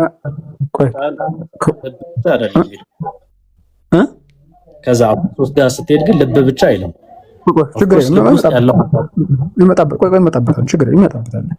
ምናልባት ያው እግዚአብሔርን የሚያስክዳችሁ ክፉና የማያምን ልብ ማለት ምን ማለት ነው? ባጭሩ እናንተ ራሱ ሕያው እግዚአብሔርን የምትክዱ አትሆኑ ማለት ነው። ኦኬ ሕያው እግዚአብሔርን የምትክዱና የማታምኑ አትሆኑ ነው። ኦኬ ሕያውን በመጽሐፍ ቅዱስ ውስጥ ልብ የሚለው አስተሳሰብ አእምሮን ማንነትን ያሳያል። ከፍሪ ዊል ጋር የተገናኘ ነገር ነው። ሕያው እግዚአብሔርን የሚያስክዳችሁ ክፉና የማያምን ልብ ከእናንተ በአንዳችሁ እንዳይኖር ተጠንቀቁ ማለት ነው። ባጭሩ እናንተ ራሳችሁ ሕያው እግዚአብሔርን የምትክዱ እና የማታምኑ ክፉዎች አትሆኑ ነው። ሕያው እግዚአብሔርን የሚያስክዳችሁ ክፉና የማያምን ልብ ሲል እናንተ ራሳችሁ ሕያው እግዚአብሔርን የምትክዱ ክፉዎችና ኢአማንያን አትሆኑ እያለ ነው። ኦኬ እንጂ ተገዳችሁ የሆነ ነገር ከአዳም ከወረሳችሁ ሳትወዱ በግድ አስገድዷችሁ ያስገዳችኋል ሳይሆን እያለ ያለው እናንተ ራሳችሁ እንዳትክዱ ነው። ከዛ ቁጥር 13 ላይ እንደዚህ ይላል፣ ነገር ግን ከእናንተ ማንም በኃጢአት መታለል እልከኛ እንዳይሆን ዛሬ ተብሎ ሲጠራ ሳለ በእያንዳንዱ ቀን እርስ በርሳችሁ ተመካከሩ ይላል። በኃጢአት መታለል እልከኛ እንዳይሆን ማለት ነው። ኃጢአት ቴምፖራሪ ፕሌዥር አለው፣ ጊዜያዊ ደስታ አለው። ያ ጊዜያዊ ደስታ ያታልላል። ኦኬ ሰው ኢንታይስ ተደርጎ ተፈትኖ ተታሎ ኃጢአት ሊሰራ ይችላል። ለዛ ነው በኃጢአት መታለል የሚለው። ኃጢአት ጊዜያዊ ደስታ ስላለው ሊያታልል ይችላል። ይሄ ደግሞ ፈተና ነው። ኦኬ ወይም ደግሞ ቴምፕቴሽን የምንለው ነገር ነው። ኃጢአት ሰውን የሚፈትነው ለምንድን ነው? ጊዜያዊ ደስታ ስላለው ነው። አንድ ሰው ወጥቶ ቢጠጣ፣ አንድ ሰው ወጥቶ ቢያመነዘር ለጊዜያዊ ደስታ ለስጋዊ ደስታ ብሎ ነው። በዛ ተታሎ እልከኛ እንዳይሆን። ስለዚህ ያን ኃጢአት በውስጣቸው ነው ያለው ያ ኃጢአት። እሱ እንመጣበታለን፣ ችግር የለም። ስለዚህ እዚህ ጋር በኃጢአት መታለል ከኛ እንዳይሆን ሲል ፍሪ ዊሉን አጥቶ ተገዶ ይታለላል ማለት ሳይሆን በኃጢአት ቴምፖራሪ ፕሌዠር በኃጢአት ጊዜያዊ ደስታ ተፈትኖ ኃጢአት ውስጥ እንዳይወድቅ ማለት ነው። ስለዚህ ስቲል ፍሪ ዊልን ኦቨርራይድ አያደርግም። ከላይ ቁጥር 12 ላይ በራሳችሁ ነጻ ፈቃድ እግዚአብሔር የምትክዱ የአማንያን አትሁኑ አለ። ቁጥር 13 ላይ ደግሞ በኃጢአት መታለል ሲል ቴምፕቴሽን ነው የሚያመለክተው። በኃጢአት ቴምፕትድ ሆኖ አንድ ሰው እልከኛ እንዳይሆን ነው የሚለው። ስለዚህ ዕብራውያን 3 ከቁጥር 12 እስከ 13 ላይ በነጻ ፈቃዱ ከሃዲና የአማኒ አትሁኑ እና በኃጢአት አትታለሉ የሚል ሐሳብ እንጂ ያለው ነጻ ፈቃድን ኦቨርራይድ የሚያደርግ ነገር አንመለከትም። ኦኬ ሰው በኃጢአት ቢታለል በነጻ ፈቃዱ ነው ሄዶ የሚታለለው እንጂ ተገዶ አይደለም። ሰው እግዚአብሔርን የሚክድ መቃወም እየፈጠርን ነው ማለት ነው። እንዴት? ከሮሜ 7 ላይ መቃወምን እየፈጠርን ነው። ምክንያቱም ሮሜ 7 ጋር ግድ አደርገዋለሁ እያለ ነው። ያ ደግሞ የኃጢአት ማንነት አይደለም የሚያደርገው። ሮሜ 7 ጋር እንሂድ። ሮሜ 7 ከቁጥር ስንት ጀምሮ ነበር ያነበብከው? ከቁጥር ስንት ጀምሮ ነበር ያነበብከው አንተ? ከ8 ጀምሮ። ኦኬ ሮሜ 7:8 እንደዚህ ይላል። ኃጢአት ግን ምክንያት ከቁጥር 7 ጀምሮ እናንብበው። እንግዲህ ምን እናለን? ሕግ ኃጢአት ነውን? አይደለም። ነገር ግን በሕግ ባይሆን በኃጢአትም ባላወኩም ነበር። ሕጉ አትመኝ ባላለ ምኞትን ባላወኩም ነበርና። ኃጢአት ግን ምክንያት አግኝቶ ምኞት ሁሉ በትእዛዝ ሰራብኝ። ኃጢአት ያለ ሕግ ሙት ነውና እኔም ድሮ ያለ ሕግ ሕያው ነበርኩ። ትእዛዝ በመጣች ጊዜ ግን ኃጢአት ያ ሆነ፣ እኔም ሞትኩ። ለሕይወትም የተሰጠችውን ትእዛዝ እርሷም ለሞት ሆና አገኘኋት። ኃጢአት ምክንያት አግኝቶ በትእዛዝ አታሉኛልና በእርሷም ገድሎኛልና። ስለዚህ ሕጉ ቅዱስ ነው፣ ትእዛዚቱም ቅድስትና ጻድቅም በጎም ናት። እንግዲህ በጎ የሆነው ነገር ለእኔ ሞት ሆንብኝን? አይደለም። ነገር ግን ኃጢአት ሆነ። ኃጢአትም በትእዛዝ ምክንያት ያለ ልክ ኃጢአተኛ ይሆን ዘንድ ኃጢአትም እንዲሆን ይገለጥ ዘንድ በጎ የሆነው ነገር ለእኔ ሞትን ይሰራ ነበረ ይላል። ሰው ባጭሩ ምንድን ነው ፖይንቱ እዚህ ጋር እያለ ያለው ሀሳብ ስለሆነ ከ17 ጀምሮ ያለውን ሀሳብ አንብቡ። ከ17 ጀምሮ እሺ እንደዚህ ይላል። እንደዚህ ከሆነ ያን የማደርገውን አሁን እኔ አይደለሁም በእኔ የሚያድር ኃጢአት ነው እንጂ በእኔ ማለት በስጋዬ በጎ ነገር እንዳይኖር አውቃለሁና ፈቃድ አለኝና መልካሙን ግን ማድረግ የለኝም። የማልወደውን ፈቃድ አለህ እኮ ፈቃዱን ግን ማድረግ እንዳትችል ግን ምን ይላል? ፈቃድ አለኝ ግን ራሱ ይላል መልካሙን ግን ማድረግ የለኝም ይላል። ኦኬ እሱ እንዴት ሊያው መሰለህ? እንግዲህ ዕብራውያን 3 ከቁጥር 12 እስከ 13 ላይ እግዚአብሔርን የሚያስክድ ክፉና የማያምን ልብ ሲል እናንተ ራሳችሁ በነጻ ፈቃዳችሁ እግዚአብሔርን የምትክዱ እንዳትሆኑ የማታምኑ እንዳትሆኑ ነው። ቁጥር 13 ላይ ደግሞ በኃጢአት መታለል ሲል ሰው በኃጢአት ተፈትኖ ኦኬ በኃጢአት ተታሎ በጊዜያዊ ደስታ ተታሎ ኃጢአት እንዳይሰራ በዛ ምክንያት እልከኛ እንዳይሆን ነው ሐሳቡ። ሰው ነጻ ፈቃድ ነው ኦቨርራይድ አያደርግም። እዚህ ሮሜ 7 ጋር ስንመጣ ግን እያወራ ያለው ስለምንድን ነው ስንል ስለ ተግባራዊ ህይወት ነው። ስለ ተግባራዊ ህይወት ነው ማለት ነው። ሰው ከአዳም በመወለዱ ምክንያት በአዳም መልክና በአዳም ምሳሌ ስለተወለደ በዛ ስቴት ኦፍ ቢንግ ላይ ተወልዷል። እዛ ስቴት ኦፍ ቢንግ ላይ ስለተወለደ ኃጢአተኛ ነው። ኃጢአተኛ ነው ማለት ነው ኃጢአትን ይሰራል ማለት ነው። ኃጢአትን ይሰራል ማለት ግን ማመን አይችልም ማለት አይደለም። ተመልከት፣ ማመን አይችልም ማለት አይደለም። ሰው ኃጢአት እየሰራ ነው የሚያምነው። ጌታ ራሱ ለጤነኞች ሳይሆን ለህመምተኞች ነው የመጣው ታዲያ እዛ ጋር ህመም የተባለው ኃጢአት አየው፣ ለኃጢአተኞች ነው የመጣው። ምን ማለት ነው? ኃጢአተኞቹ ኃጢአት እየሰሩ እንኳን መልካም መስራት ተስኗቸው እንኳን ኢየሱስን ማመን ይችላሉ። አየህ፣ ሰው እዚህ ጋር ምንድነው ሐዋርያው ጳውሎስ ባጭሩ እያለ ያለው ምንድነው? እኔ ኃጢአተኛ ስለሆንኩ መልካሙ ማድረግ አልችልም፣ የኔ ዝንባሌ ቴንደንሲ ኃጢአት መስራት ነው አለ እንጂ የኔ ዝንባሌ ኃጢአት መስራት ስለሆነ ኢየሱስን ማመን አልችልም አላለም። ነጻ ፈቃድ የለኝም አላለም። ሰው ክርስቶስን ማመን ይችላል። ኃጢአት እየሰራ እንኳን ኃጢአተኛ ሆኖ እንኳን ኢየሱስን ማመን ይችላል። ጌታን ካመነ በኋላ ግን ኃጢአትን የሚያሸንፍ ጸጋ ይሰጠዋል። ለዛ ነው ዓለማዊነትን የሚያሸንፍ የእግዚአብሔር ጸጋ ተገልጧል የሚለው ላመኑት። አየኸው። ስለዚህ እዚህ ጋር የኃጢአት የመስራት ቴንደንሲ ኃጢአት የመስራት ዝንባሌ ስላለው መልካሙን መስራት ተስኖት ኃጢአትን እንደሚሰራ ተናገረ እንጂ ጌታ ማመን አልችልም አላለም። ለዛ ነው እዚህ ቦታ ላይ እኔ መልካሙን የማድረግ መልካም ስራ የመስራት አቅም የለኝም ቴንደንሲ የኃጢአት ነዋል እንጂ ማመን አልችልም አላለም። ማመን አልችልም ይላል እዚህ ጋር አይልም። አይ ኖ ሳሚ ይኸውልህ ምን ይላል መሰለህ? እኔ የማደርገውን አሁን እኔ አይደለሁም ይላል። በእኔ የሚያደር ኃጢአት ነው እንጂ። ስለዚህ ይሄ ሰውዬ ኮንሺየስነሱን ራሱ ይዞታል። ኃጢአት የሚያደርገውን ነገር ራሱ እኔ አይደለሁም እያለ ነው። እኔ ማለት በስጋዬ በጎ ነገር እንዳይኖር አውቃለሁ። በቃ በስጋዬ በጎ ነገር የለም ብሎ ጨርሶታል። ከዛ ግን ፍቃድ አለኝና ፍቃድ እኮ አለው፣ ፍቃድ አለው ግን ፍቃድ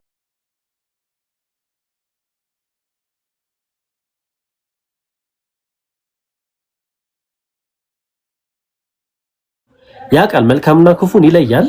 ግን መልካሙን ግን እንዳያረግን ኃጢአት የሚባል ጉዳይ ይይዘዋል ነው። ቴንደንሲው በጣም ስትሮንግ ነው። ቴንደንሲው እንደዚህ አቅለን የሆነች ቴንደንሲ ያለችውና የምንለው ጉዳይ ሳይሆን ስትሮንግ ቴንደንሲ ነው የምታየው።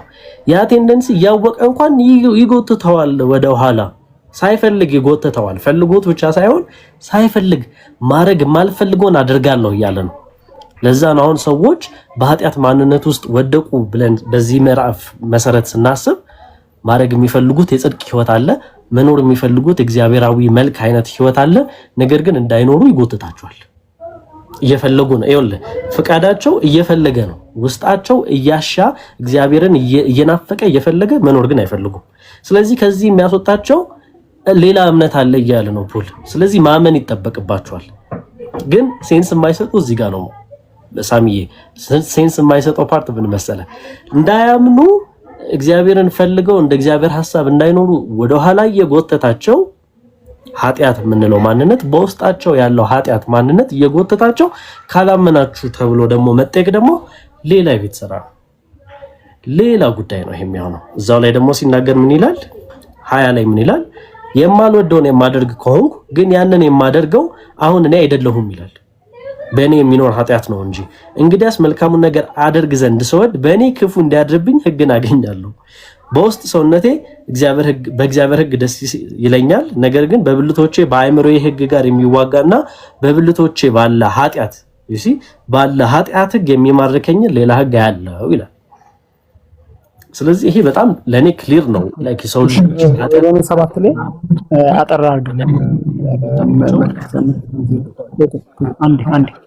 አንድ ራያ ችግር የለም። ይሄን ከመለስኩ በኋላ እናደርገዋለን። ችግር የለም። ሮሜ 7 ላይ ቆይ አንዴ እናገርና ትከተላላችሁ። ሮሜ 7 ላይ ስለ እምነት አይደለም እያወራ ያለው። አሁን አዶኒ ምን ብለህ ነበረ? እንዳያምኑ የሚጎታቸው እንዳያምኑ የሚከለክላቸው ነገር አለ ይላል። ሐዋርያው ጳውሎስ ግን ኃጢአት እንዳላምን አደረገኝ አይልም። በደንብ አስተውለው፣ እንዳላምን አደረገኝ አይልም። ሮሜ 8 ላይ መልካሙን ማድረግ ተሳነኝ እንጂ ያለው እንዳላምን ማመን ተሳነኝ አላለም። እንዳያምኑ ከለከላቸው የሚል ቃል የለም ሮሜ 7 ላይ። ምክንያቱም ቅድም እንዳልኩ ሰዎች የአዳም ልጆች ናቸው። አዳም ደግሞ በመልኩና በአምሳሉ ስለወለዳቸው በሱ ስቴት ኦፍ ቢንግ ተወልደዋል። ስለዚህ ዝንባሌያቸው ክፉ ማድረግ እንጂ መልካም ማድረግ አይደለም። ስለዚህ መልካም ማድረግ ቢፈልጉ እንኳ በዛ የኃጢአተኝነት ስቴት ኦፍ ቢንግ ላይ ስለተወለዱ መልካም ማድረግ ይሳናቸዋል። ሐዋርያው ጳውሎስ ሮሜ 7 ላይ ያለው ይሄንን ነው እንጂ ማመን ተስኖኛል አላለም። ለዛ ነው አሁን አንተ ምን ብለሃል? እንዳያምኑ የሚጎታቸው ነገር የሚከለክላቸው ነገር አለ ብለሃል። ሮሜ 7 ላይ ግን እንዳያላምን የሚከለክለኝ ነገር አለ አላለም ጳውሎስ። ሮሜ 7 ላይ መልካሙን ማድረግ የለኝም አለ እንጂ ማመን አልችልም አይደለም ያለው። ለዛ ነው በነገራችን ላይ ሮሜ 8 ላይ በቀጣዩ ቻፕተር ላይ እንግዲህ በክርስቶስ ኢየሱስ ላሉት አሁን ኩነኔ የለባቸውም ይላል። ከዛ ቁጥር 2 ላይ በክርስቶስ ኢየሱስ ያለው የህይወት መንፈስ ሕግ ከኃጢአትና ከሞት ሕግ አርነት አውጥቶኛል ይላል። አየኸው? ስለዚህ ከዚህ የኃጢአተኝነት ቴንደንሲ ከዚህ መልካምን የማድረግ አለመቻል ማንም ያወጣው ወይ ደግሞ ማንም ያድነው ኢየሱስ ነው፣ ጸጋው ነው። አየህ? ሰው በራሱ መልካም ማድረግ አይችልም፣ ኃጢአተኛ ነው። ኦኬ። ስለዚህ በክርስቶስ ኢየሱስ ሲያምን፣ በክርስቶስ ኢየሱስ አምኖ ክርስቲያን ሲሆን በክርስቶስ ኢየሱስ ያለው የህይወት መንፈስ ሕግ ወይም ጸጋ ነፃ ያወጣዋል ወይም ደግሞ እግዚአብሔርን በሚያስደስት ህይወት እንዲኖር ያደርገዋል። በጽድቅና በቅድስና ህይወት እንዲኖር ያደርገዋል እንጂ ማመን ተስኖኛል እንዳላምን አድርጎኛል አይልም። እንዳላምን አድርጎኛል አይልም። አዶኒ ሮሜ 7ን በደንብ አንብብ። መልካም ስራ ማድረግ አልችልም ማለት ነው በራሴ ያለ እግዚአብሔር ጸጋ ተነስቼ እግዚአብሔር የሚያስደስት ህይወት ወይም ደግሞ ጽድቅና ቅድስና የተሞላበት ህይወት መኖር አልችልም አለ እንጂ ማመን አልችልም አላለም። ሰው ማመን ይችላል። ሮሜ 7 ላይ መልካሙን ማድረግ ተሳነኛል እንጂ በነጻ ፍቃዴ ማመን አልችልም አላለም። ኃጢአት መልካሙን እንዳላደርግ ከለከለኛል እንጂ እንዳላምን ከለከለኝ፣ በነጻ ፍቃዴ እንዳላምን ከለከለኝ አላለም። ሮሜ 7ን በጥንቃቄ አንብበው። እንዳላምን አደረገኝ አይልም። አይልም። ኦኬ ስለዚህ እኛም ይሄን ደግሞ የምናምነው ይሄንን ነው። ሰው የአዳም ልጅ ነው፣ በአዳም መልክና አምሳል ተወልዷል። በዘፍጥረት 5:3 በዛ አምሳል ስለተወለደ በኃጢአተኝነት ስቴት ኦፍ ቢንግ ነው እና የተወለደው በራሱ እግዚአብሔር የሚያስደስተው መልካሙን ስራ ሊያደርግ አይችልም። ኦኬ ቢፈልግ እንኳን የማድረግ ፍላጎት ቢኖር እንኳን አይችልም። ለዛ ነው ሰዎች አሁን ሲጠጡ፣ ሲያመነዝሩ፣ ሲሰርቁ እኔ እኮ ባልሰርቅ ደስ ይለኛል፣ እኔ እኮ እንደዚህ ባልሆን ደስ ይለኛል፣ ግን አቃተኝ ይላሉ። ለምንድን? ያሉበት ስቴት ኦፍ ቢንግ ይሄ የኃጢአተኝነት ስቴት ኦፍ ቢንግ ይከለክላቸዋል። ኃጢአተኛ ናቸው። ስለዚህ ምን ማድረግ አለባቸው? አምነው በክርስቶስ ኢየሱስ መዳን አለባቸው። ሲድኑ ዓለማዊነትን የሚያስክል ጸጋ ያገኛሉ፣ በጽድቅና በቅድስና ይኖራሉ። ለዛ ነው ሮሜ 7 ላይ ብቻ ማቆም የለብህም። በቀጣዩ ምዕራፍ ላይ አንብበው። ኦኬ በቀጣዩ ምዕራፍ ላይ ብታነበው መልካም ነው። ኦኬ በቀጣዩ ምዕራፍ ላይ ብታነበው መልካም ነው። ቁጥር 7 ላይ ምዕራፍ 7 ላይ እንደ ዓለምን ከለከለ የሚል ነገር የለም። እንደ ዓለምን ከለከለኝ እንደ ዓለም ወደ ኋላ አደረገ የሚል የለም። ምክንያቱም እንዳያምን ከለከለው ማለት ፍሪ ዊሉ ኦቨርራይት ተደረገ ማለት ነው። ማመን አይችልም ማለት ነው። ኃጢአት ማመን እንዳልችል አደረገኝ አይልም ሮሜ 7 ላይ። ይሄን ለማለት ነው። ኢየሱስ ፍጡር ነው ለምን እንዳልኩ ታውቃለህ? ኢየሱስ ፍጡር አይደለም። ኢየሱስን አሁን እኮ ፍጡር በማለት በጣም በትልቅ ስህተት ውስጥ ናችሁ እኮ ያላችሁት። ኢየሱስ ፍጡር ነው ይላል መጽሐፍ ቅዱስ ይላል። ፍጡር አይደለም። ቅድም ከጃይኖ ከሱ ጋርም ቅድም አውርተናል ኢየሱስ ፍጡር እንዳልሆነ እና ቅድም አይስተማም እንዴ? መጽሐፍ ቅዱስ ፍጡር ነው አይልም። ኢየሱስን ፍጡር ነው አይልም። ኢየሱስ ራሱ አብ ነው፣ ፈጣሪ ነው ይላል። እሺ ይሄን ተሳብራራለሁ። ፍጡር አይደለም። እና ያው በመጀመሪያ ከቤቱ ባለጌት ቤት ጋር ከውስጡ ጋር አይሰማህም ያወራነው ጉዳይ ስለሆነ እናንተ ቀጥሎ። ኢየሱስ ባርካችሁ ና መጽሐፍ ቅዱስ ጥቅስ ልስጥ አብራራ እስቲ።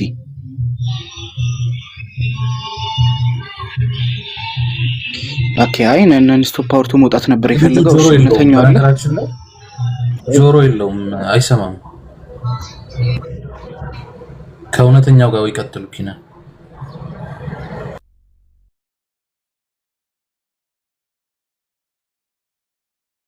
እውነተኛው አለ አለው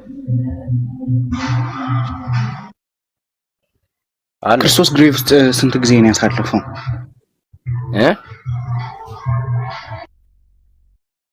ምን አልከኝ?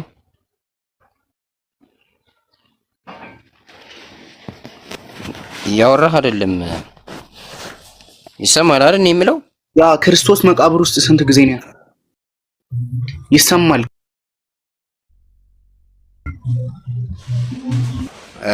3 ቀን 3 ሌሊት ነው ተብሎ ነው የሚነገረው። ግን አቆጣጠሩ አንተ እንደምታስበው ላይሆን ይችላል። አቆጣጠሩ ምንድነው መሰለክ? ኢየሱስ ሲሰቀል ያ 3 ቀን 6 ሰዓት ነው የተሰቀለው። እስከ 6 ሰዓት ያለው ቀን ተቆጥሯል። ከ6 ሰዓት እስከ 9 ሰዓት ስለጨለመ እስከ 9 ያለው እንደ አንድ ቀን ተቆጥሯል። 24 ሰዓት እንደ 24 ሰዓት ተቆጥሯል። ከ9 ሰዓት እስከ 11 ብርሃን ስለነበረ ከ3 ቀን ተብሎ ተቆጥሯል። ከዛ በኋላ ስለጨለመ 2 ቀን ተብሎ ተቆጥሯል። ከዛ የቀዳሜን ሲጨመር ጃቢር 3 ቀን ይሆናል ማለት ነው። ጃቢር አንዴ ካለ ካሜራ ነው መሰለኝ ኔትወርኬን በጣም እያቆራረጠው ነው፣ ወይም ደግሞ ጥቼ ልግባ። ይሰማል አሁን አለው ላይ ኢላሂ ይሰማል፣ ግን የሆነ መዘግየት ይሰማል። እሺ አሁን አሪፍ ሆነላ። እሺ ቀጥለው። ያ ክርስቶስ 3 ቀንና 3 ሌሊት መቃብር ውስጥ አሳልፏል ብለሃል። ሌሊት የሚባለው ማለት ከምሽት በኋላ ነው አይደል? አቆጣጠሩ ይለያል አልኩህ እኮ። አሁን ስናገር አልሰማኸኝም? አቆጣጠሩ ማን ነው? እንዴት ነው የምትቆጥረው? አቆጣጠሩ ይኸውልህ ኢየሱስ ሲሰቀል 6 ሰዓት ነው። 6 ሰዓት ሲሰቀል ፀሐይ ጨለመች። ከዛ እስከ 11 ሰዓት እስከ 9 ሰዓት ፀሐይ ጨለመች። ስለዚህ እስከ 6 ሰዓት የሚባለው ቀን ተብሎ ተቆጠረ። ከ6 እስከ 9 ጨለማ ተብሎ ተቆጠረ። አንድ ቀን ተብሎ ተቆጠረ። ከዛ ደግሞ ከ9 እስከ 11 ደግሞ ብርሃን ስለነበረ ብርሃኑና የአርብ ሌሊት ጨለማው ሲቆጠር 2 ቀን ተብሎ ተቆጠረ። ከዛ ቅዳሜ ደግሞ ቀን አለ፣ ቅዳሜ ማታ አለ። እሱ ሲቆጠር ስለ ጨለማው አይደለም። በእንደዚህ ተቆጥሮ 3 ቀን 3 ሌሊት የተባለው። እሺ ስለ ጨለማው አይደለም ምን ያወራሁት፣ ስለ መጨለሙ ሳይሆን ስለ ሌሊት ነው። አንድ ነገር ከጨለመ ሌሊት ሊሆን አይችልም። ሰዓቱ መታወቅ አለበት። ሰዓት አልተቆጠረም። ይኸውልህ ሰዓት ካልኩሌሽን ውስጥ አልገባም። ሌሊት የተባለው ምኑ ነው? ጨለማው። ሌሊት የተባለው ጨለማው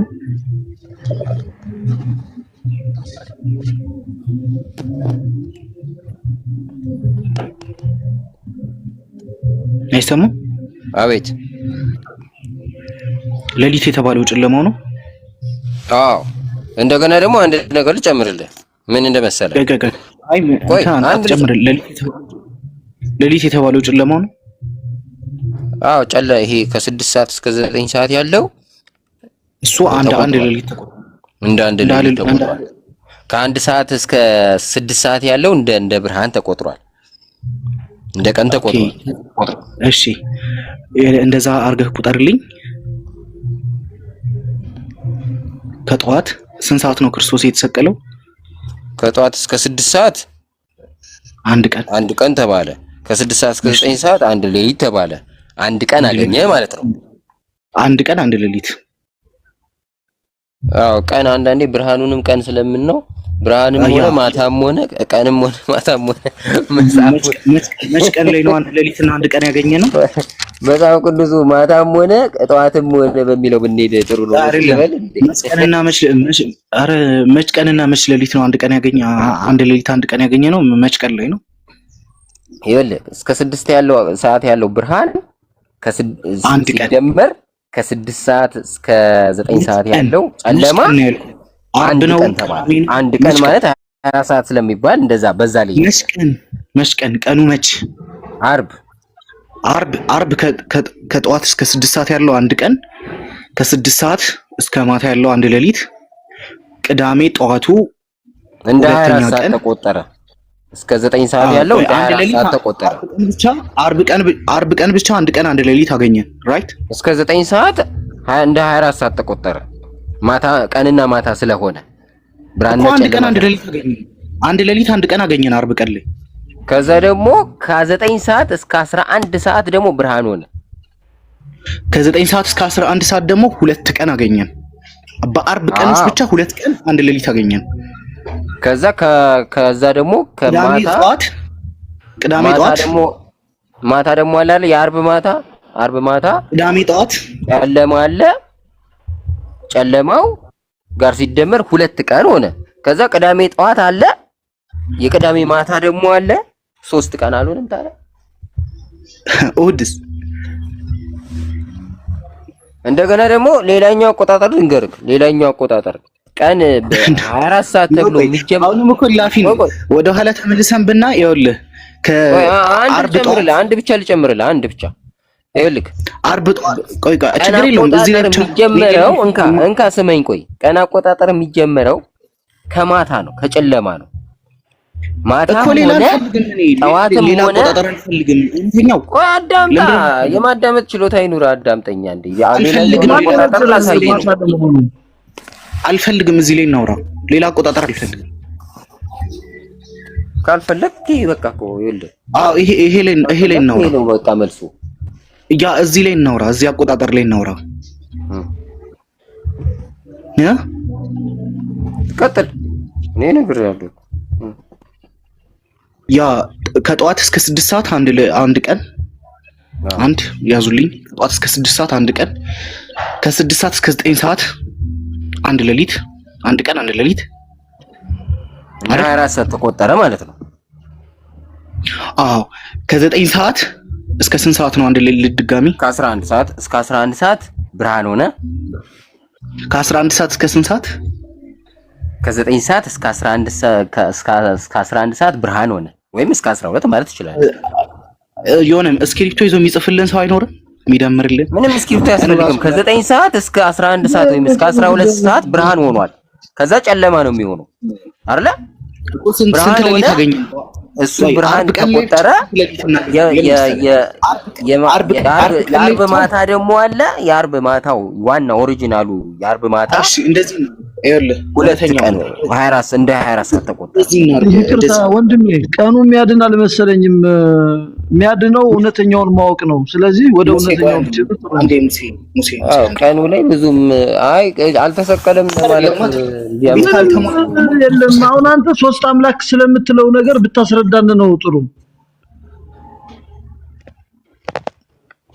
አልተሟላ ክርስቶስ ተሰቅሏል። ሙሴ ይጨርሱ ቀኑ ላይ እጻጽ ስላለበት እኮ ነው። ምንድነው ችግር ስላለበት እኮ ነው ያነሱት። አያድንማ ቀኑ ሳይሆን እውነተኛውን ቢያውቅ ነው የሚለው። እውነተኛው ሶስት አምላክ ያድነውና ሶስት አምላክ መሆኑን አንድ አምላክ መሆኑን መረዳት አለበት። ቀኑ ምንም ጥቅም የለውም። አይ ቆይ ችግር የለውም። እሱም አንድ ነገር ነው። እሱም ግን አሁን እያነሱ ያሉ ነገር ዋና ነገር ነው። ስቅለት ያድነናል። እኔ ያልኩት ገብቶሃል ረያን? ቆይ አንዴ እውነተኛው ስቅለት ያድናል የምትለው ከሆነ ስቅለት ደግሞ ስህተት አለበት። የቀን አቆጣጠሩ ላይ ስህተት ካለ ወይ አልተፈጸመም ወይም ደግሞ የሆነ ችግር አለ ማለት ነው። ስለዚህ ያንን ማብራራት አለባችሁ። ለዛ ነው እኮ እኔ ለማለት የፈለኩት ገብቷል። አሁን ረያን እኔ አልገባኝም። ቀን እንዴት በጨለማ እንዴት እንደሚቆጠር አልገባኝም። ከጠዋት 1 ሰዓት እስከ 6 ሰዓት ብርሃን ነበረ። ከኪና ጋር ቀጥል። ኪናን ቀጥል። ከ6 ሰዓት እስከ 9 ሰዓት ጨለማ ነበረ። እንደ 24 ሰዓት ተቆጠረ አንድ ቀን። ከዛ በኋላ ከ9 ሰዓት አሁን ምን እናርግ እስከ 1 ሰዓት ብርሃን ነበረ።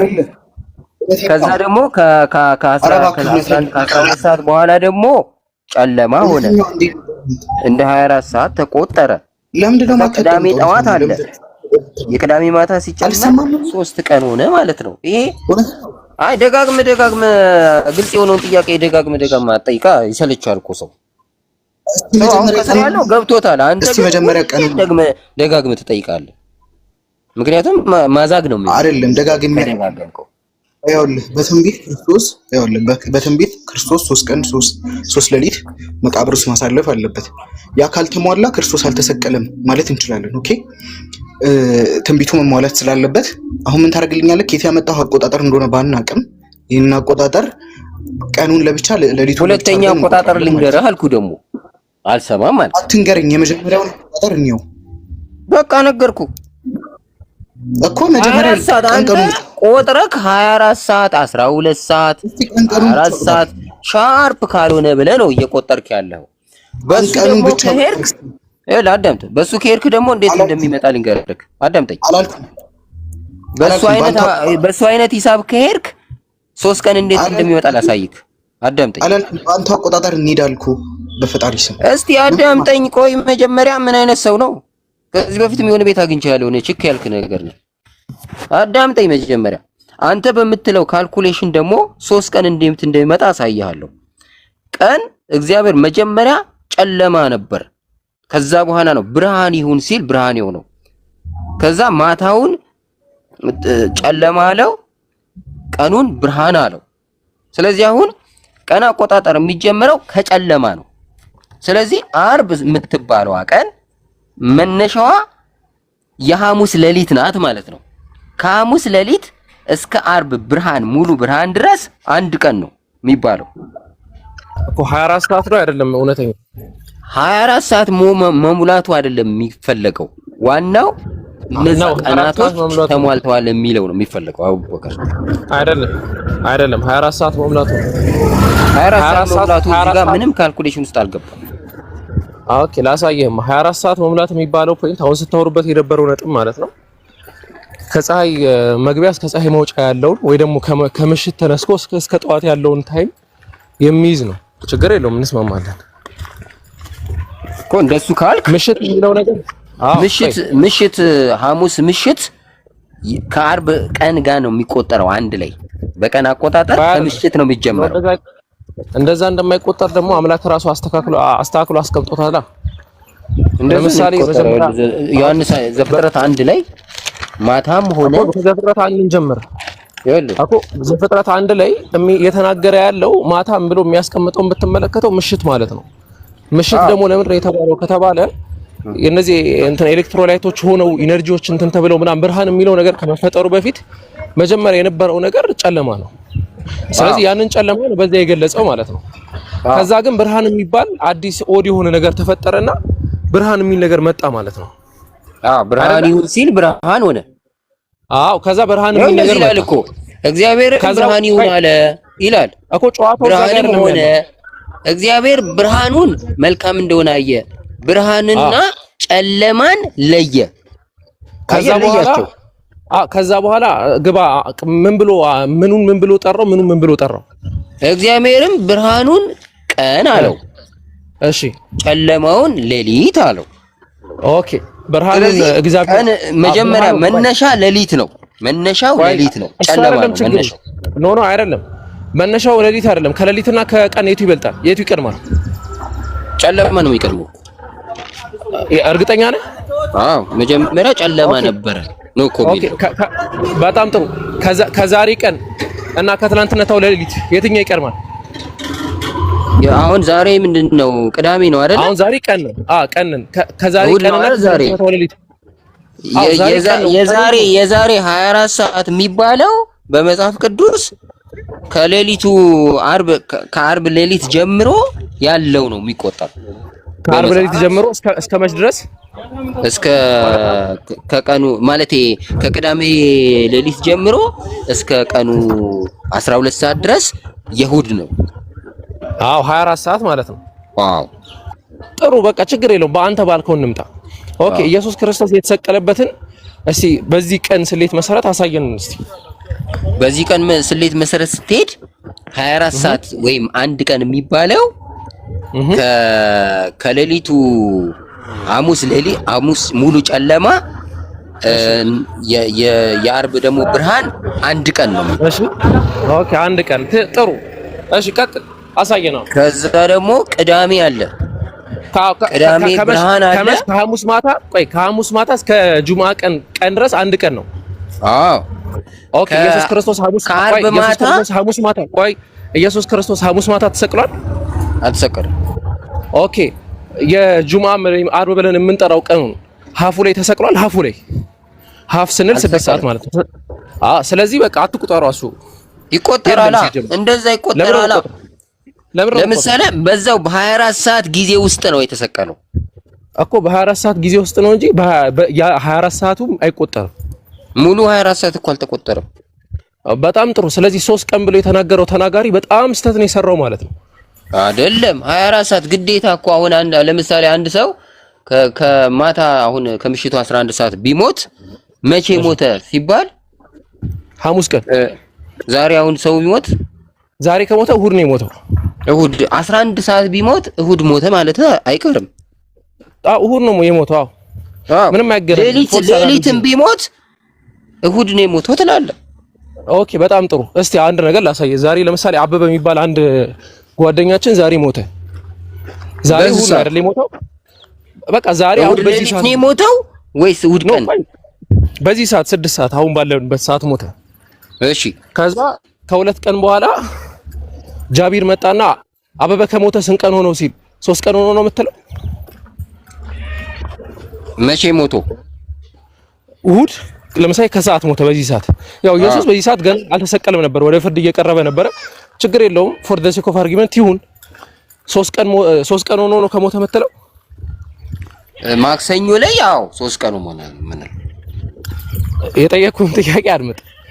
ዛሬ እሁድ ነው አይደለ? እሁድ፣ ሰኞ፣ ማክሰኞ ነው 3 ቀን የሚሆነው። ከዛ 3 ቀን ነው የምትለው ነው። እና በቃ ነው አንተ አሁን ወተት ጥቁር ነው እያልክ እኛ ወተት ነጭ ነው እያልን ስለሆነ አሁን ይኸውልህ ወደ ኢየሱስ ስትመጣ በቃ ይበቃል አይደለም? ኖ ልንስማማን ማታና ቀን ብርሃኑ አንድ ቀን ተባለ። አርብ ማታና ቅዳሜ ቀኑ 2 ቀን ተባለ። ይሄንን ለመቀበል ቅዳሜ ማታ እኮ ራሱ የእሁድ ነው። ከዚህ ዓለም ቅዳሜ ማታ የእሁድ ስለሆነ 3ኛ ቀን የተባለው ለዛ እኮ ነው እኮ።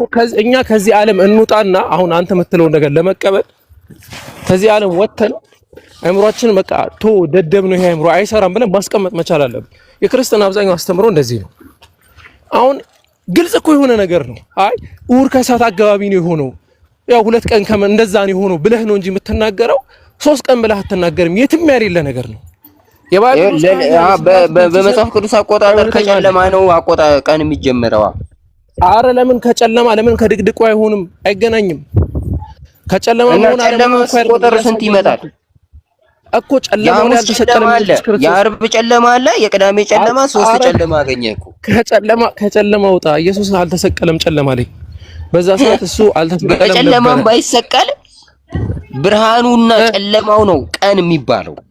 ስለዚህ አንድ ቀን አልሞላም። ሁለቱ ብርሃንና ጨለማ አንድ ቀን ስለሚባል የሐሙስ ሌሊት ጨለማ የዓርብ ሌሊት ብርሃን አንድ ቀን፣ የዓርብ ሌሊት ጨለማ የቅዳሜ ብርሃን ሁለተኛ ቀን፣ የቅዳሜ ጨለማ ከሌሊቱ 6 ሰዓት ላይ ከሙታን ተለይቶ ተነሳ እኮ። ሰባኝ አንድ ቀን የሚሞላው ጨለማና ቀን ነው። ተስማምቻለሁ። የመጀመሪያው ሐሙስ ላይ ግዴታ አንድ ቀን ተብሎ ለመቆጠር 24 ሰዓት መሙላትን በየትኛውም አቆጣጠር እንደዛ አይቆጠርም። በየትኛውም አቆጣጠር በልበል ወገኔ። አንተ አሁን ዛሬ 11 ሰዓት ቢሞት በቃ ይበቃናል። ሌላው ወይ ደግሞ ከሌሊቱ እንትን 11 ሰዓት ቢሞት እንደ እሁድ እንደሞተ ነው ተብሎ የሚነገረው። እሁድ ቀን ሞተ ነው የሚባለው። ሌሊትም የሚሞት ማምሻውንም የሚሞት እሁድ ሞተ ነው የሚባለው አንድ ሰው። በእንደዚህ አይነት አቆጣጠር ይቻላል። በቃ እኔ አልከለክልም። እንደዚህ ካሰብክ ቀጥሉ። በቃ ግን ሁለተኛው ቅድም ያልኩ ዓርብ ቀን ጨለማ ድጋሚ ጨለማ በብርሃኑ ላይ ጨለማ ተጨምሮ ስለነበረ እነሱም ተቆጥሯል ይባላል።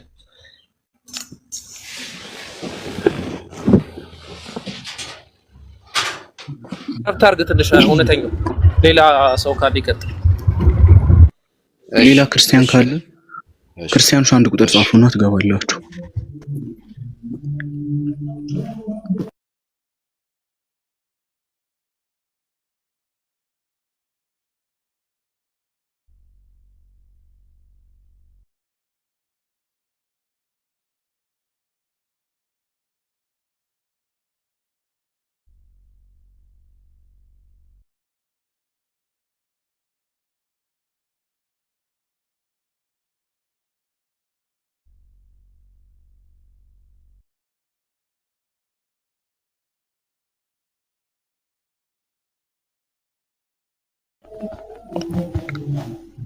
እሺ ሌላ ክርስቲያን የለም? ይበራላችሁ አውሩ እስቲ።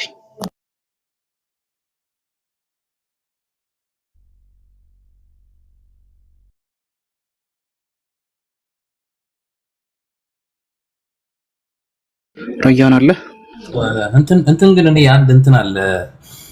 አንድ ነገር እያየሁ ነበረ። እውነተኛውን ከዚህ በፊት ኡስታዝ ማይክ ከፍተውበት አንድ ነገር እያየሁ ነበረ። ምንድነው እሱ? ኢየሱስ በተሰቀለበት ሰዓት ምንም አይነት ልብስ እንዳላደረገ፣ እቺ ወገቡ ላይ ራሱ ያደረጋት ጨርቅ እንዳልነበረና ወንድነት ሁሉ እየታየ እንደተሰቀለ ነው በኦርቶዶክስ ቤተክርስቲያን ያሉት መረጃዎች የሚያሳዩት። እና እውነተኛው ይሄ ነገር እንዴት ነው? ትክክል ነው? እርቃኑን የተሰቀለ ምንም ነገር ሳያደርግ ማለት ሁሉ ነገሩ እየታየ ማለት ነው? አዎ እንደዛ ነው እኮ የምልህ። አሁን እናንተ ብዙ ጊዜ ስትስሉት ያችን ወገቡ ላይ እንደ ፎጣ ነገር ያሰራትን ጨርቅ አድርጎ ነው ብዙ ጊዜ ስዕል አድኖም ሌላ አንዳንድ ነገሮች እና እሱ ሲሰቀል ነገሩ እየታየ ያላፈረበትን እናንተ ለምንድን ነው የምትሸፍኑት? ይህን ታሪክ ከዚህ በፊት አውርቼዋለሁ። እንደዛ አድርጎ ዮሐንስ ወንጌላዊው ስሎት ነበረ እርቃኑን፣ በቃ እንዳየው ማለት ነው። ግን የሮማ ንጉስ በሮማ አደባባይ ክርስቶስ እንደተሰቀለ ሆኖ ሳልልኝ ብሎት ያንን ስል የሮማ አደባባይ ላይ ሊሰቅለው አስቦ ስለነበረ ዮሐንስም ባየው መሰረት እርቃኑን ሳለው። እርቃኑን ሲስለው ስዕሉ ካለቀ በኋላ ስዕሉ አፍ አውጥቶ ተናገረ። እኔን አይሁድ እርቃኔን ሰቀሉኝ በቀራኒዮ አደባባይ፣ አንተ ደግሞ በሮም አደባባይ እርቃኔን ልሰቅለኝ ነው ብሎ ስዕሉ ተናገረ። ስዕሉ ሲናገር ከዛ ያው ዮሐንስ ከለሜዳ አስታጥቆ ሳለው ነው። ዘለሃል ታሪኩ ላይ ስዕሉ አይሁድ በሮም ማነው በኢየሩሳሌም አደባባይ እርቃኔን ሰቀለኝ፣ አንተ ደግሞ እርቃኔን ስለህ ሮም አደባባይ ልሰቅለኝ ነው ሲለው ደንግጦ አልሳመውም። ስዕሉ ከንፈሩ አልተጣበቀም ለረጅም ሰዓት። አዎ ስዕሉን ሳመው፣ ሲስመው ከስዕሉ ጋር ከንፈሩ ተጣበቀ ይላል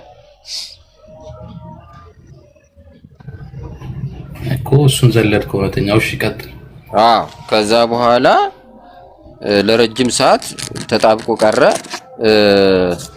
ከዛ በኋላ ከለቀቀው በኋላ ከለሜዳ አስታጥቆ ሳለው ዮሐንስ ራሱ።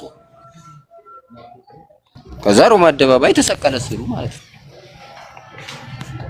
ግን እኮ እውነተኛው አሁን እኔ ጥያቄ እየሆነብኝ ያለው እሱ ሲሰቀል ያው እየታየ ነው። እንደውም አንድ እንትን አሚሮ መክፈት ትችላለህ ቪዲዮ፣ አንድ ሰባኪ ይሄን ሁሉ ሲያስረዱ ነበር። አሚሮ አለ ሀቢቢ ወይ መክፈት ይችላል? አሚሮ የለም።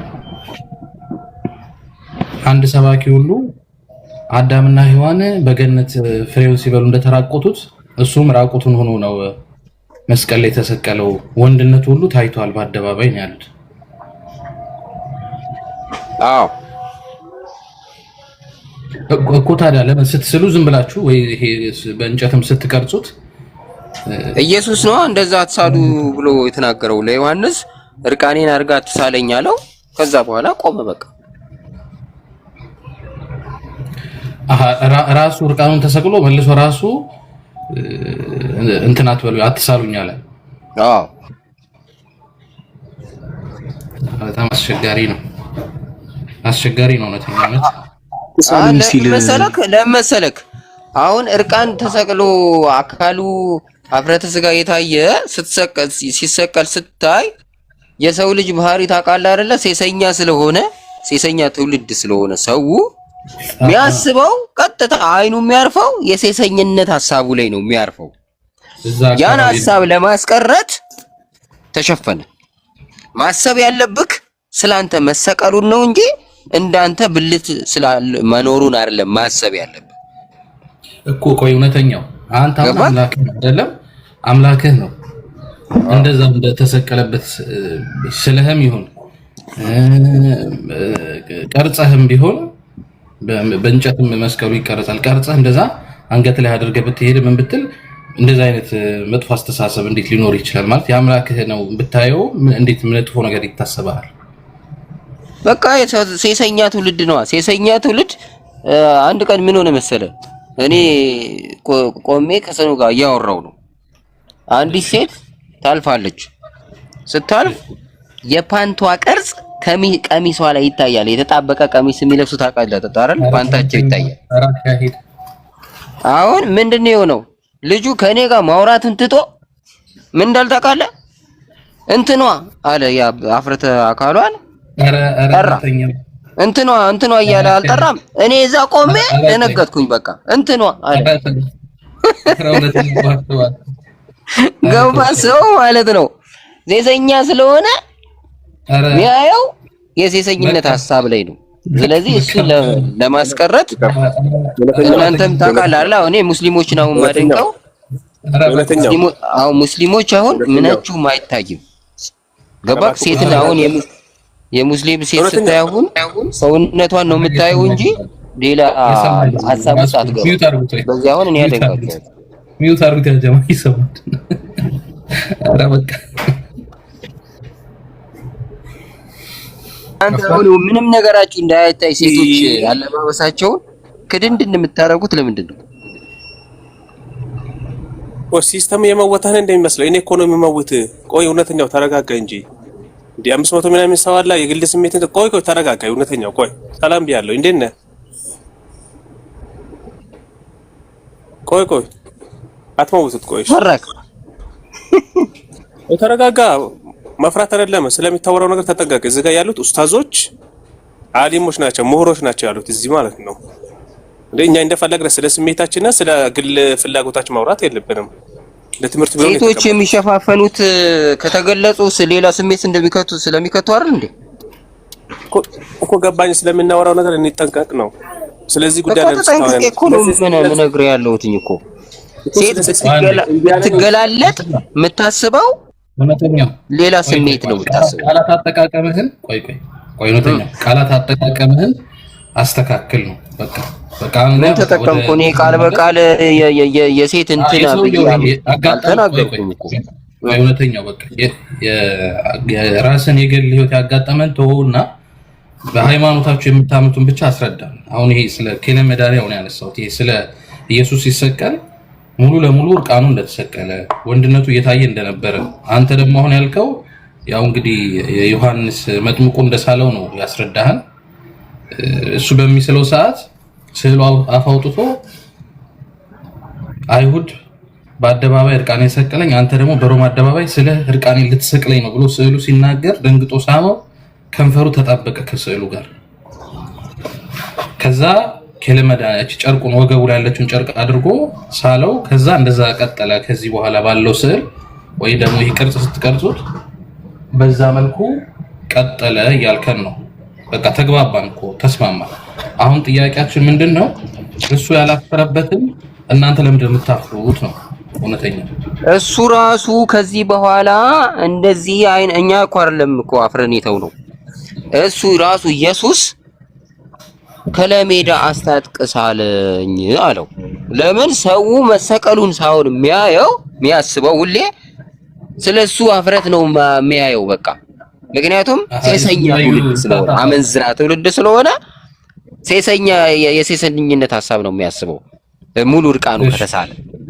ስለዚህ ስለመሰቀሉ እንዲያስብ አፍረተ ስጋው መሸፈን አለበት።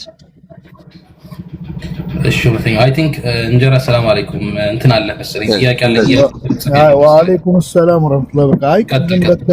ቀደም በተነሳው ነገር እኔ ጥያቄው ትክክል አይደለም ብዬ ስላሰብኩኝ ነው ልጠይቀው የፈለኩት። እውነት ፍቃደኛ ከሆነ እኔ ችግር የለም ጠይቅ። ከሞት መሞቱን ነው መቆጠር ያለበት ወይስ ኢየሱስ በተናገረው በምድር ልብ ውስጥ ከገባበት በኋላ ያለው ነው ትንቢት ኢየሱስ የተናገረው ሰዓት መቆጠር ያለበት ከየትኛው ነው? ሰዓት አልተቆጠረም እኮ ቀን ነው የተቆጠረው። አይ አንተ ስትቆጥር ቅድም በዚህ ሰዓት ሞተ ምናምን እያልክ ነው እንጂ ወርዶ ምድር ላይ ከገባ በኋላ ነው አይደል መቆጠር ያለበት። ትንቢቱም እንደ ዮናስ እንደሱ አልተቆጠረም እኮ። አሁን እኮ ሰው ሲሞት ራሱ ሰዓታት አይቆጠሩም፣ ቀን ብቻ ነው የሚቆጠረው። አዳምጠኝ። ኢየሱስ የተናገረው ትንቢቱ በምድር ልብ ውስጥ ነው አይደለም? ትንቢት የተነገረው እንደ ዮናስ ነው አይደለም የተባለው? ዮናስ በአሳ ነባሪ ውስጥ ከገባበት ሰዓት ያለው ነው የተቆጠረው አይደለም?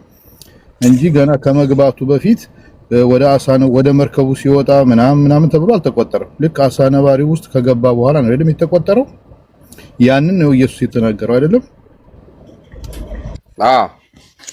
ስለዚህ እኛ መቁጠር ያለብን አሁን እንደ ኢየሱስ ትንቢት መቆጠር ያለበት በምድር ልብ ውስጥ ሲጀመር በምድር ልብ ውስጥም አልገባም። ዋሻ ውስጥ ነው የተቀበረው አይደል? መሬት ውስጥ አልተቀበረም። ግን ያንን እንተውና በምድር ልብ ውስጥ ገባ ብለን በምድር ልብ ውስጥ የገባው መቼ ነው? ስንት ሰዓት ላይ ነው ያወረዱት ነው? እንደገና አይሁዶች የሚቆጥሩት ከፀሐይ ከገባ በኋላ ነው አይደል የሚቆጥሩት? ቀን አቆጣጠር የሚቆጥሩት ስቲል እስካሁን ድረስ እንደዛ ነው የሚቆጠረው አይደለም? እንደዛ ጋር አይደለም በመጽሐፍ ቅዱስ የሚቆጠረው። አሁን ቆይ መጽሐፍ ቅዱስ ላይ አሁን እንደዛ ነው እንደዚህ ነው የሚል ነገር የለውም። አሁን ስለሌለው አይሁዶቹ ግን ተረርተው ያ የመጽሐፍ ቅዱስን አቆጣጠር ተረርተው የሚቆጥሩበት እስካሁን ድረስ በየትኛው አቆጣጠር ነው? ልክ ፀሐይ ከገባ በኋላ የቀኑ መጀመሪያ ነው ብሎ ነው የሚቆጥሩት አይደለም? እንደዛ አይነት አቆጣጠር የለም በመጽሐፍ ቅዱስ ነው። የለም ከማለት እኮ አላቅም ይሻላል እኮ። አሁን አይሁዶች እንዴት እንደሚቆጥሩ ይታወቃል እኮ። ምንም ይሄ ግልጽ ነገር ነው። ቀደምት የነበሩት አይሁዶችም ደግሞ እንዴት ነበር የሚቆጥሩት ደግሞ መጽሐፍ። አሁን ለምሳሌ በእኛ ቤተክርስቲያን ከ12 ሰዓት ላይ ጸሎት ይደረጋል። አሁን ዛሬ ከቀኑ 12 ሰዓት ላይ ጸሎት ይደረጋል። ቆይ ስማኝ አንዴ ቤተክርስቲያን ሳይሆን ያው አሁን ቆይ ስማኝ አቆጣጠር ልነግርህ እኮ ነው ቤተክርስቲያኗን ራሱ ልነግርህ እኮ ነው የኔን ጥያቄ ነው እንጂ አድሬስ አድርገህ መናገር እኮ ቀን አቆጣጠር እኮ ልነግርህ ነው አዳምጠኝ ቤተክርስቲያን እኮ ከጊዜ በኋላ የመጣች ነው አሁን ቀደምት የነበሩት እንዴት ነው የሚቆጥሩት ነው ቀደምትማ ነገር ባይብሉ እንደዛ ነው አሁን ነው አይደለም ምንድነው መረጃ አይደለማ ሳይሆን ለምን ትላለህ መረጃውማ ማታም ሆነ ቀንም ሆነ ያባ እሱ ነው ከዛ ከማታ ነው ስነ ፍጥረት የጀመረው አንተ በቃ ምንም ለመረዳትም ፍላጎት የለም በቃ ትቼዋለሁ ጥያቄው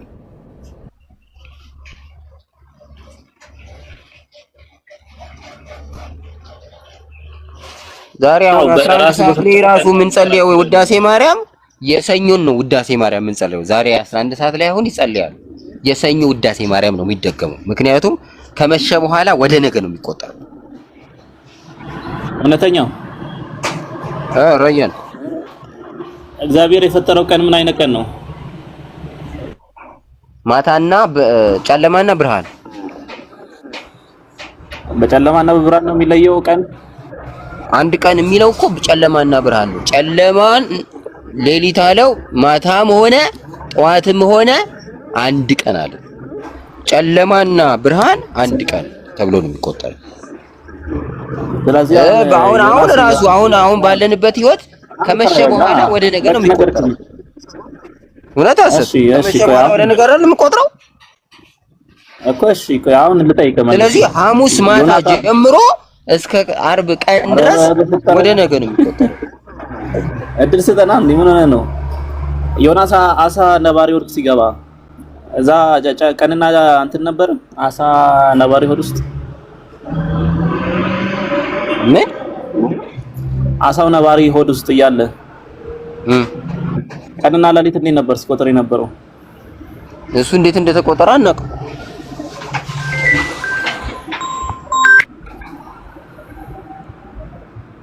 ከገብቶብኝ ነው አንዴ ተቋርጬ ነው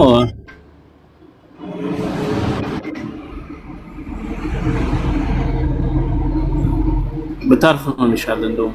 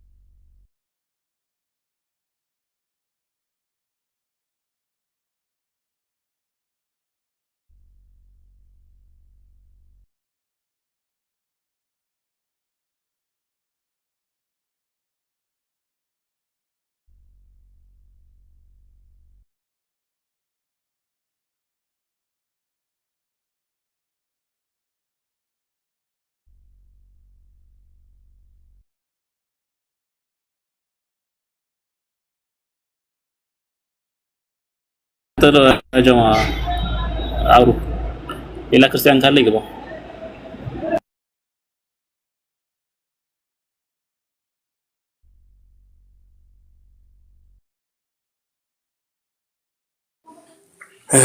السلام عليكم ورحمة الله وبركاته يا جماعة الخير እንዴት ናችሁ አረኛ ምን ተንፈስበት እስኪ ታፕታፕ አድርጉ ኮምፕሊንክ አድርጉ ደሜነት ታፍሉት ያለ ነው ጃቢር 500 እስኪገባ ድረስ ታፕታፕ ማድረግ እናናቁ ክርስቲያኖች ካላችሁ አንድ ቁጥር ጻፉ ክርስቲያኖች ካላችሁ ኔትወርክ ልክ አይደለምና አድሚኖች እስኪ ከታች ካሉ አስገቡልን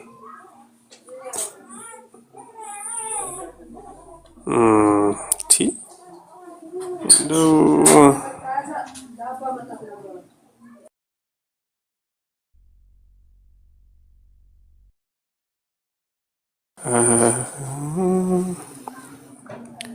ክርስቲያኖች የላችሁ የኢየሱስን አምላክነት ስላሴ ስለ ትንሳኤ ምናምን ተነፈስኩኝ እንጂ ተነፈስኩኝ አልሐምዱሊላህ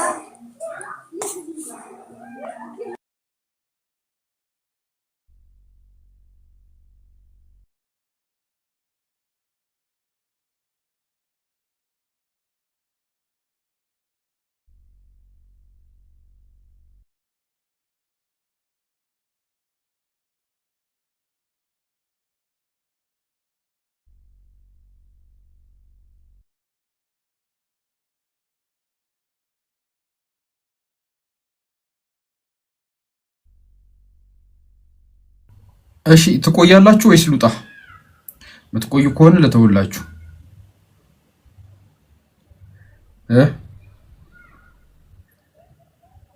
ተኝታችኋል ሁላችሁ? አለን ቆይ አልተኛንም ሀጂ ቆዩ ምን እንበል? ኧረ ቆዩ እኮ እኔ አሁን እንትን ነው ለወጣ ነው የምወጣ ከሆነ በቃ የለውም እናንተ እንትን በሉ አካውንቱን ትክክላችሁ ይሄዳል። በቃ ቶቶ 10 ደቂቃ ቆይተህ ደግሞ ትገለብጠናለህ። እንውጣ በቃ መላችንን እንፈልግ። ቻው ማታ እንገናኛለን። ወይ ትንሽ ቆይቼ ከአንድ ሰዓት ከሁለት ሰዓት በኋላ ተመልሰን እንገባለን። ችግር የለውም ተመልሼ እመጣለሁ። እሺ መርሐባ እሺ በሉ ሰላም አለይኩም። ግን አንዴ ከመውጣታችሁ በፊት 300 ምናምን ሰዎች ቪዲዮ ፖስት ይቻላል ገብታችሁ ኮፒ ሊንክ አድርጉ። ትላንትና እንዳሳየዋችሁ በጣም ቀላል ነው። እሺ ገብታችሁ የመጀመሪያውን ቪዲዮ ኮፒ ሊንክ አድርጉ አትርሱ። በሉ መልካም ቀን። ሰላም አለይኩም ወራህመቱላሂ ወበረካቱ።